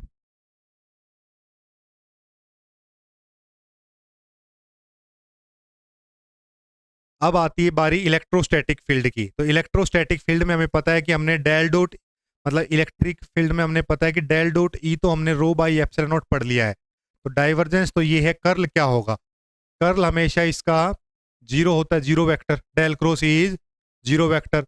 Electric field conservative in the nature है, E dot d l zero होता है। इसी से हम कहते हैं कि अगर curl of something is zero then that quantity can be written as E is equal to gradient of a scalar minus del V और वी एट आर डिस्टेंस। अगर एक चार्ज क्यू रखा हुआ है किसी डिस्टेंस आर पे, electric field is Q by four pi epsilon naught r, और हम पोटेंशियल निकालते हैं तो हम क्या कहते हैं, V at minus infinity to r V E dot d l, that is amount of work done in bringing a unit charge from infinite to the given point r, that is the potential. Now ये infinite हम क्यों लेते हैं, क्योंकि charge से दूरी होने के कारण वी इनफाइनाइट को हम जीरो कंसीडर कर लेते हैं। तो ये एक रेफरेंस पॉइंट हो गया सी लेवल की तरह कि इसके कोरस्पॉन्डिंग हम पोटेंशियल मेजर कर लेते हैं। ठीक है, पोटेंशियल अपने आप में कोई बहुत ज्यादा इंपॉर्टेंट चीज नहीं है, पोटेंशियल डिफरेंस ज्यादा इंपॉर्टेंट होता है। तो पोटेंशियल डिफरेंस दो पॉइंट्स के बीच में कैसे निकालते हैं, V B minus V A is equal to minus of A to B. ये ध्यान रखना है, बच्चों को कंफ्यूजन हो जाता है जब बाद में फॉर्मूला लिखते हैं तो कि सर यहाँ पे ए टू बी था कि बी टू ए था। तो ये ध्यान रखना है V B minus V A, क्योंकि एक्चुअल में फॉर्मूला ये होता है V r minus V O is equal to minus O to r E dot d l. ये रेफरेंस पॉइंट ओ जो होता है वी इन्फिनिटी, तो यहाँ भी इन्फिनिटी होता है, इन्फिनिटी पे पोटेंशियल जीरो हो जाता है। ठीक है ना, ये फॉर्मूला एक्चुअल में ऐसा है V r minus V infinity is equal to this. अब देखो ये रेफरेंस पॉइंट जो है इनफाइनाइट हम क्यों लेते हैं, क्योंकि लोकेलाइज चार्ज जब भी होता है, ऐसा चार्ज जो एक जगह पे लोकेलाइज्ड है, पॉइंट चार्ज है, कोई स्फेरिकल यूनिट है, कोई सिलेंड्रिकल यूनिट है, तो ऐसा कोई भी चार्ज है जो लोकेलाइज चार्ज है, तो जितना इससे दूर जाते जाएंगे आर बढ़ता जाएगा। और हमें पता है कि चार्ज की वजह से पोटेंशियल की वैल्यू होती है Q by four pi epsilon naught r. तो आर उतना दूर होता जाएगा तो ये पोटेंशियल की वैल्यू कम होती जाएगी, और आर अगर मैं इनफाइनाइट मान लूँ तो पोटेंशियल में जीरो बोल सकता हूँ। लेकिन ये केस कब है, जब सिर्फ लोकलाइज्ड चार्ज है। अगर चार्ज ही इनफाइनाइटली स्प्रेड है, जैसे कि इनफाइनाइटली लॉन्ग वायर है, जैसे कि इनफाइनाइटली लॉन्ग थिन शीट है, इनमें खुद ही चार्ज ही इनफाइनाइट तक है, तो इनफाइनाइट पे जाके भी मैं देखूंगा तो मुझे वहां वायर दिखेगी, अगर वहां इनफाइनाइट पे जाके देखूंगा तो शीट दिखेगी। इसका मतलब उन केसेस में हमें एक फाइनाइट पॉइंट लेना पड़ेगा, कोई किसी एक कॉमन डिस्टेंस पे एक पॉइंट ले लेंगे, कोई ए या बी, और कह देंगे यहाँ पे कोई पोटेंशियल वी ए है, late us suppose, that's it. ठीक है, तो उस पर एक फाइनाइट पॉइंट हमें लेना पड़ेगा। क्लियर है ये बात? आगे देखो, सुपरपोजिशन प्रिंसिपल कौन कौन फॉलो करता है? फोर्स करता है, इलेक्ट्रिक फील्ड करती है, और पोटेंशियल करता है। यूनिट्स क्या है इसकी, ये आप निकाल सकते हो, W is equal to Q V से, very easy, newton metre per coulomb और जूल पर कुलम और volt, these are the units. CGS unit इसकी स्टेट वोल्ट है, unit of connection between the 1 volt and the stat volt is 1/300। Scalar quantity है, दो bodies के बीच में जो charge flow होता है उसको गवर्न करती है। इसको मैं कह सकता हूँ कि amount of work done in bringing a unit charge, अगर क्यू की वैल्यू में +1 कर दूं तो मैं कह सकता हूँ V is nothing but equal to W, and W is the amount of work done in bringing that unit charge from infinity to a reference point or along any path is known as the potential, that is V। Clear है? आगे देखो, ये dimensional formula V का work और charge के through आप निकाल सकते हैं। उसके बाद देखो, अगर एक पॉइंट चार्ज से निकालना है यहाँ पे तो कितना हो जाएगा, Q/4πε0r, ये पोटेंशियल का फॉर्मूला हो गया। अगर यहाँ पे अब आपका डिस्क्रीट ना होके कॉन्टिन्यूस है तो मैं क्या कहूँगा, dQ/4πε0r, और dQ की वैल्यू क्या होती है, lambda DL, sigma DA, rho d tau, depending upon the symmetry. Line है तो लैम्डा DL, सरफेस है तो सिग्मा DA, वॉल्यूम है तो rho d tau, that's it. ऐसे हम पोटेंशियल लिख सकते हैं at a distance r from the origin. Clear है भाई? आगे देखो, ये क्वेश्चन है, potential due to infinite long wire of charge density lambda, potential due to infinite long wire of charge density lambda. तो चार्ज डेंसिटी लैम्डा है, इस पे एक इनफाइनाइट लॉन्ग वायर है, इससे किसी डिस्टेंस s पे अगर मुझे देखना है तो कैसे देखेंगे, इलेक्ट्रिक फील्ड मुझे पता है s डिस्टेंस पे, तो अब इनफाइनाइट ना लेके एक रेफरेंस पॉइंट a ले लिया है, माइनस इनफाइनाइट टू s करने की बजाय मैंने -a टू s किया है बस, और E डॉट dl। अब ds/ds is ln of s, और ये लिमिट्स लगाएंगे तो this will be the potential. तो इनफाइनाइट वायर का अगर पोटेंशियल पूछा जाए तो ऐसे कैलकुलेट कर देंगे। क्लियर है बात? दिक्कत तो कोई नहीं है यहाँ तक? बोलो भाई हाँ कि ना। Potential due to infinite sheet of charge, इसका भी केस भी ऐसा ही है। इनफाइनाइट शीट का मुझे इलेक्ट्रिक फील्ड पता है, σ/2ε0। अब यहाँ पे अगर b डिस्टेंस पे पोटेंशियल देखना है तो कोई a पॉइंट फाइनाइट लेना पड़ेगा, a टू b लाएंगे, a to b minus σ/2ε0 dx, dx is nothing but x, x is nothing but a minus b, minus sign adjust होके, this is how we can calculate the potential. बात clear है कि नहीं? All okay?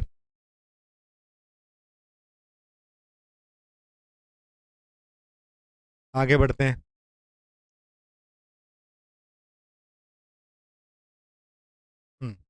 और दूसरा क्या है कि और कौन सी पोटेंशियल की कैलकुलेशन हो सकती हैं, ये तो हो गई डायरेक्ट चार्जेस वाली अपनी, है ना। अब ये और क्या हो सकता है, जैसे स्फेरिकल सिमेट्री हो या सिलेंड्रिकल सिमेट्री हो। तो देखो, electric field for example let us suppose एक स्फेयर है, एक स्फेयर है, इस स्फेयर में एक रीजन ये है, एक रीजन ये है। यहाँ पे आपको इलेक्ट्रिक फील्ड E1 पता है, यहाँ पे इलेक्ट्रिक फील्ड E2 पता है। अब आपसे, और ये सेंटर है, तो पोटेंशियल कोई पूछ सकता है कि भाई यहाँ पे पोटेंशियल बताओ A पॉइंट पे, कोई कह सकता है B पॉइंट पे बताओ, कोई कह सकता है C पॉइंट पे बताओ। तो कैसे करेंगे, पहले सबसे पहले E1 E2 निकालेंगे गो स्लो से, और उल्टा चलेंगे इन्फिनिटी से। तो पहले चलेंगे मान लो मुझे C पॉइंट पे निकालना है, ठीक है, तो मैं क्या करूँगा, इन्फिनिटी से और इस रेडियस तक आऊँगा जहाँ तक फील्ड है E2, तो infinity to R E2 dot dr, इसको सोल्व करूंगा, माइनस R से लेके इस पॉइंट पे R की वैल्यू 0 हो गई, E1 डॉट dr सोल्व करूंगा, ये पोटेंशियल की वैल्यू आ जाएगी।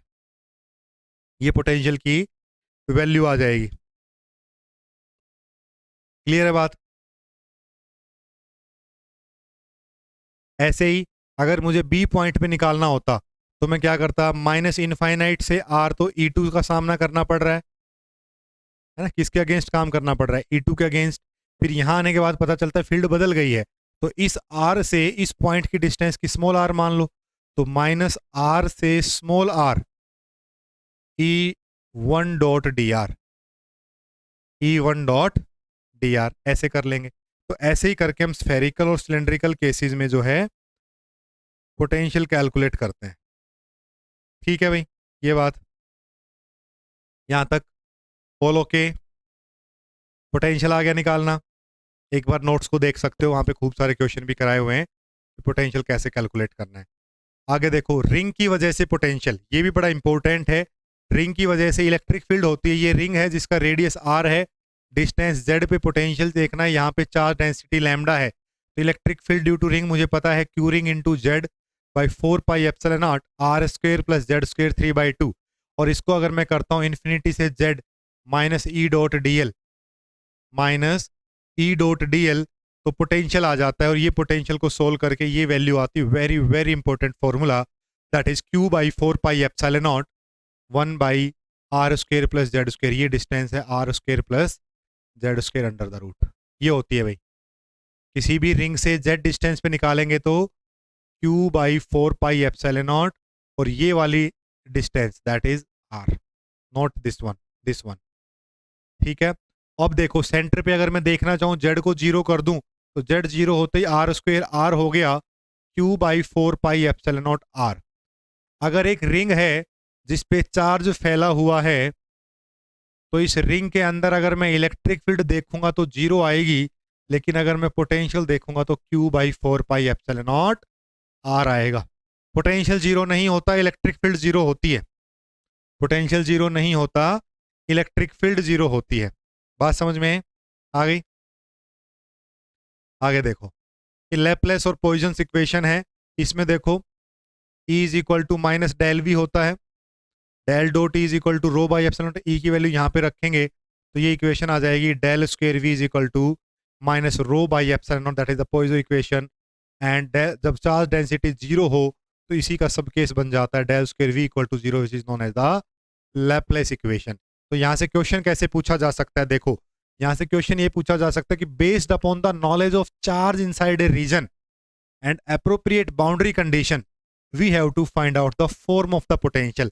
आपको ऐसा कहेगा कि एक ऐसा रीजन है जहाँ पे यहाँ पोटेंशियल इतना है, यहाँ पोटेंशियल इतना है, बीच में कोई चार्ज है या नहीं है, तो बताओ इन चारों ऑप्शन में से पोटेंशियल की फॉर्म क्या है। ठीक है, तो हम उसको कैसे करेंगे, इस इक्वेशन को सोल्व करना शुरू करेंगे। Del square V equal to zero को एक बार इंटीग्रेट करेंगे, फिर दो बार इंटीग्रेट करेंगे तो वी की कोई वैल्यू आएगी, एक बार d V by d x की कोई वैल्यू आएगी, उसमें बाउंड्री कंडीशंस लगाएंगे और बाउंड्री कंडीशंस जो है उनसे जो इनिशियल पैरामीटर्स हैं वो निकालेंगे और वी का पोटेंशियल चेक करेंगे। ऐसे क्वेश्चंस पूछे जा सकते हैं। और इसके लिए हमें क्योंकि डेल स्क्वेयर से डील करना पड़ेगा, तो जनरली तो चांस ऐसा होता है कि आपको कार्टेशियन में पूछ ले, आपको कार्टेशियन में पूछ ले, लेकिन आपको स्फेरिकल और सिलेंड्रिकल में भी डेल स्क्वेयर आना चाहिए। कई बार फॉर्म ऑफ द पोटेंशियल आप फॉर्मूला जो आपके ऑप्शंस होते हैं उससे रिवर्स इंजीनियरिंग करके भी चेक कर सकते हो कि डेल स्क्वेयर ऑफ दिस करूं तो कितना आ रहा है, दिस करूं तो कितना, दिस करूं तो कितना, दिस करूं तो कितना, उनमें से आंसर मैच हो जाता है। फिर ऐसा क्वेश्चन मैंने क्लास में कराया हुआ है, आप नोट्स में एक बार देख सकते हो। These are the Laplace and Poisson equations. Now the next is equipotential surfaces. ऐसी surfaces, a surface at every point of which the electric potential due to charge distribution is same. एक ऐसी surface जिस पूरी surface पे potential same हो। अब देखो, अगर for a uniform electric field, अगर एक यूनिफॉर्म इलेक्ट्रिक फील्ड है जिसको हम पैरेलल लाइन से डिनोट करते हैं, तो यूनिफॉर्म मतलब यहां भी इतनी, यहां भी इतनी, यहां भी इतनी, यहां भी इतनी, इलेक्ट्रिक फील्ड की वैल्यू सेम है, तो इसके लिए जो इक्वी पोटेंशियल सरफेस होंगे वो क्या होंगे पूछा जाए तो planes at right angle to the electric field. अब ये जो देखो V1, V2, V3 ये सेम नहीं है। V1 can be different, V2 can be different, V3 can be different, V1 V2 V3 तो अलग है, हो सकते हैं, लेकिन इस पूरी सरफेस पे, इस पूरी सरफेस के हर पॉइंट पे जो सर पोटेंशियल है वो V1 है. V1 is same at all point of surface. That is why this surface is an equipotential surface. This surface is an equipotential surface. This surface is an equipotential surface. And if I want to try, if I want to move a charge from here to here on this surface, then the net work done will be 0 because W is nothing but Q VB minus VA. And if this is the equipotential surface, then VB and VA are having the same value. That is why they will be cancelled out and W will be 0. It means no amount of work will be done in moving a unit, in moving a test charge over a equipotential surface. बात समझ में आ गई क्या? तो uniform electric field के लिए equipotential surfaces कौन सी होती हैं? Planes at right angle. Isolated point charge होगा, उसके लिए कौन से होंगे? कॉन्सेंट्रिक सर्कल्स होंगे, ऐसे सर्कल्स, कॉन्सेंट्रिक सर्कल्स.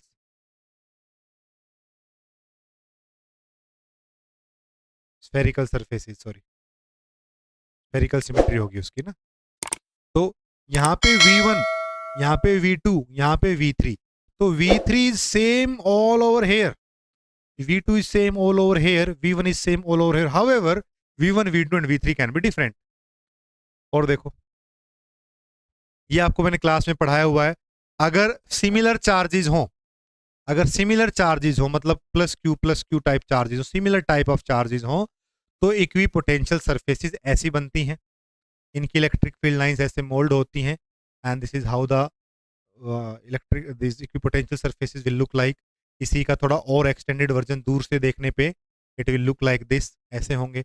अगर कोई चार्ज एक बढ़ जाए, अभी तो क्या था, सेम अमाउंट ऑफ चार्ज था, अगर चार्ज बढ़ जाए 2q हो जाए, तो जो पॉजिटिव चार्ज है उसकी तरफ जो लूप है वो ज़्यादा हो जाती है, वो बढ़ जाता है.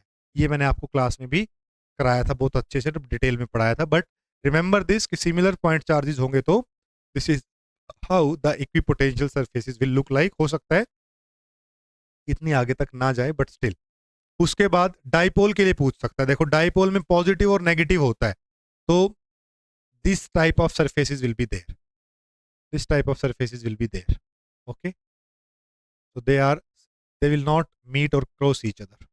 नेगेटिव वाले की इधर हैं सारी, and from far distance it is something like this. ठीक है.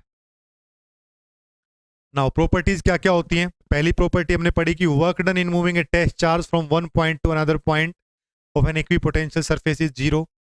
उसके अलावा E is perpendicular to DL, क्योंकि E डॉट DL 0 है ना, W 0 हो गया है, फोर्स 0 हो गया है, तो E dot DL is 0. E dot DL is 0, it means E and DL are perpendicular to each other. तो इक्विपोटेंशियल सरफेस पे इलेक्ट्रिक फील्ड और उस सरफेस का लेंथ एलिमेंट हमेशा 90 डिग्री का एंगल बनाते हैं. ठीक है. दूसरा क्या है कि इक्विपोटेंशियल सरफेसेस में कितना सेपरेशन है, उससे हम इलेक्ट्रिक फील्ड की स्ट्रेंथ का अंदाजा लगा सकते हैं. क्यों? क्योंकि E की वैल्यू होती है -dV/dr, पोटेंशियल ग्रेडियंट. अब dV सेम है, कांस्टेंट है, तो dr is inversely proportional to E. It means more will be separation, less will be field, less will be separation, more will be field. तो field की strength का अंदाजा भी हम इक्विपोटेंशियल सरफेसेस की सेपरेशन से लगा सकते हैं. They can not intersect with each other. Now electrostatic energy. Electrostatic energy का हमें पता है कि एक असेंबली ऑफ चार्जेस है, एक अरेंजमेंट ऑफ चार्जेस है. इसकी प्रेजेंस में अगर हमने किसी टेस्ट चार्ज Q को मूव कराना है, so there will be a net amount of force that is Q into E net.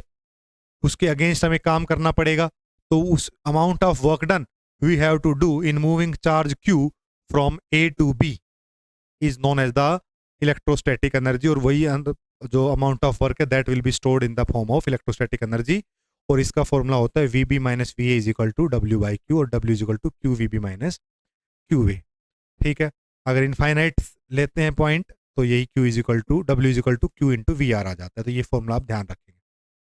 तो इसको मैं कह सकता हूं कि potential is nothing but potential energy per unit charge, W/Q is equal to VR, या पर यूनिट चार्ज इसको हम कहें.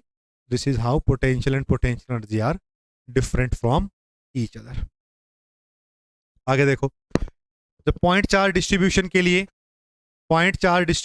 लिए, W, this is how I can write, ये फॉर्मूला होता है W is equal to 1/2 QI into VRI।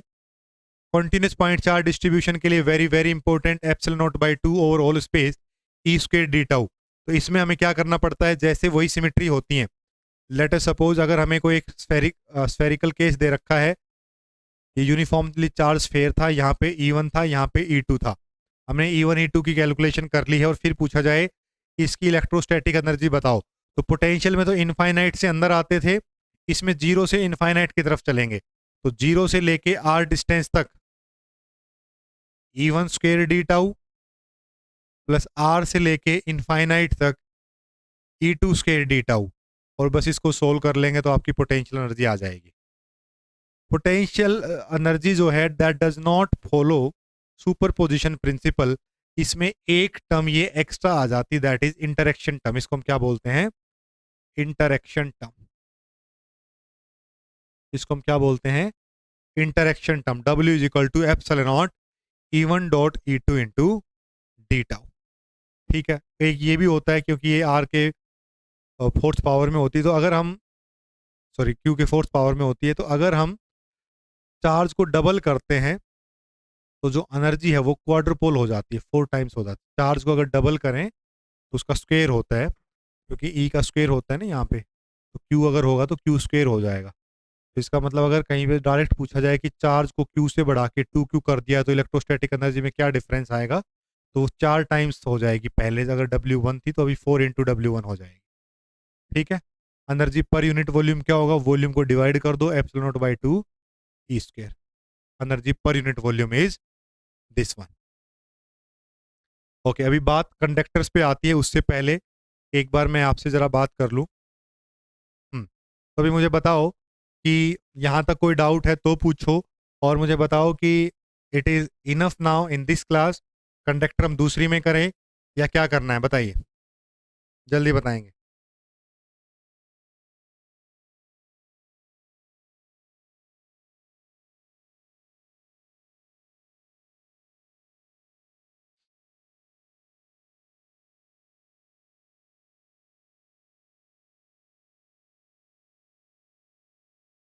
Enough हो गया है, बाकी लोग बताएं भाई, अकॉर्डिंगली वी विल डिसाइड।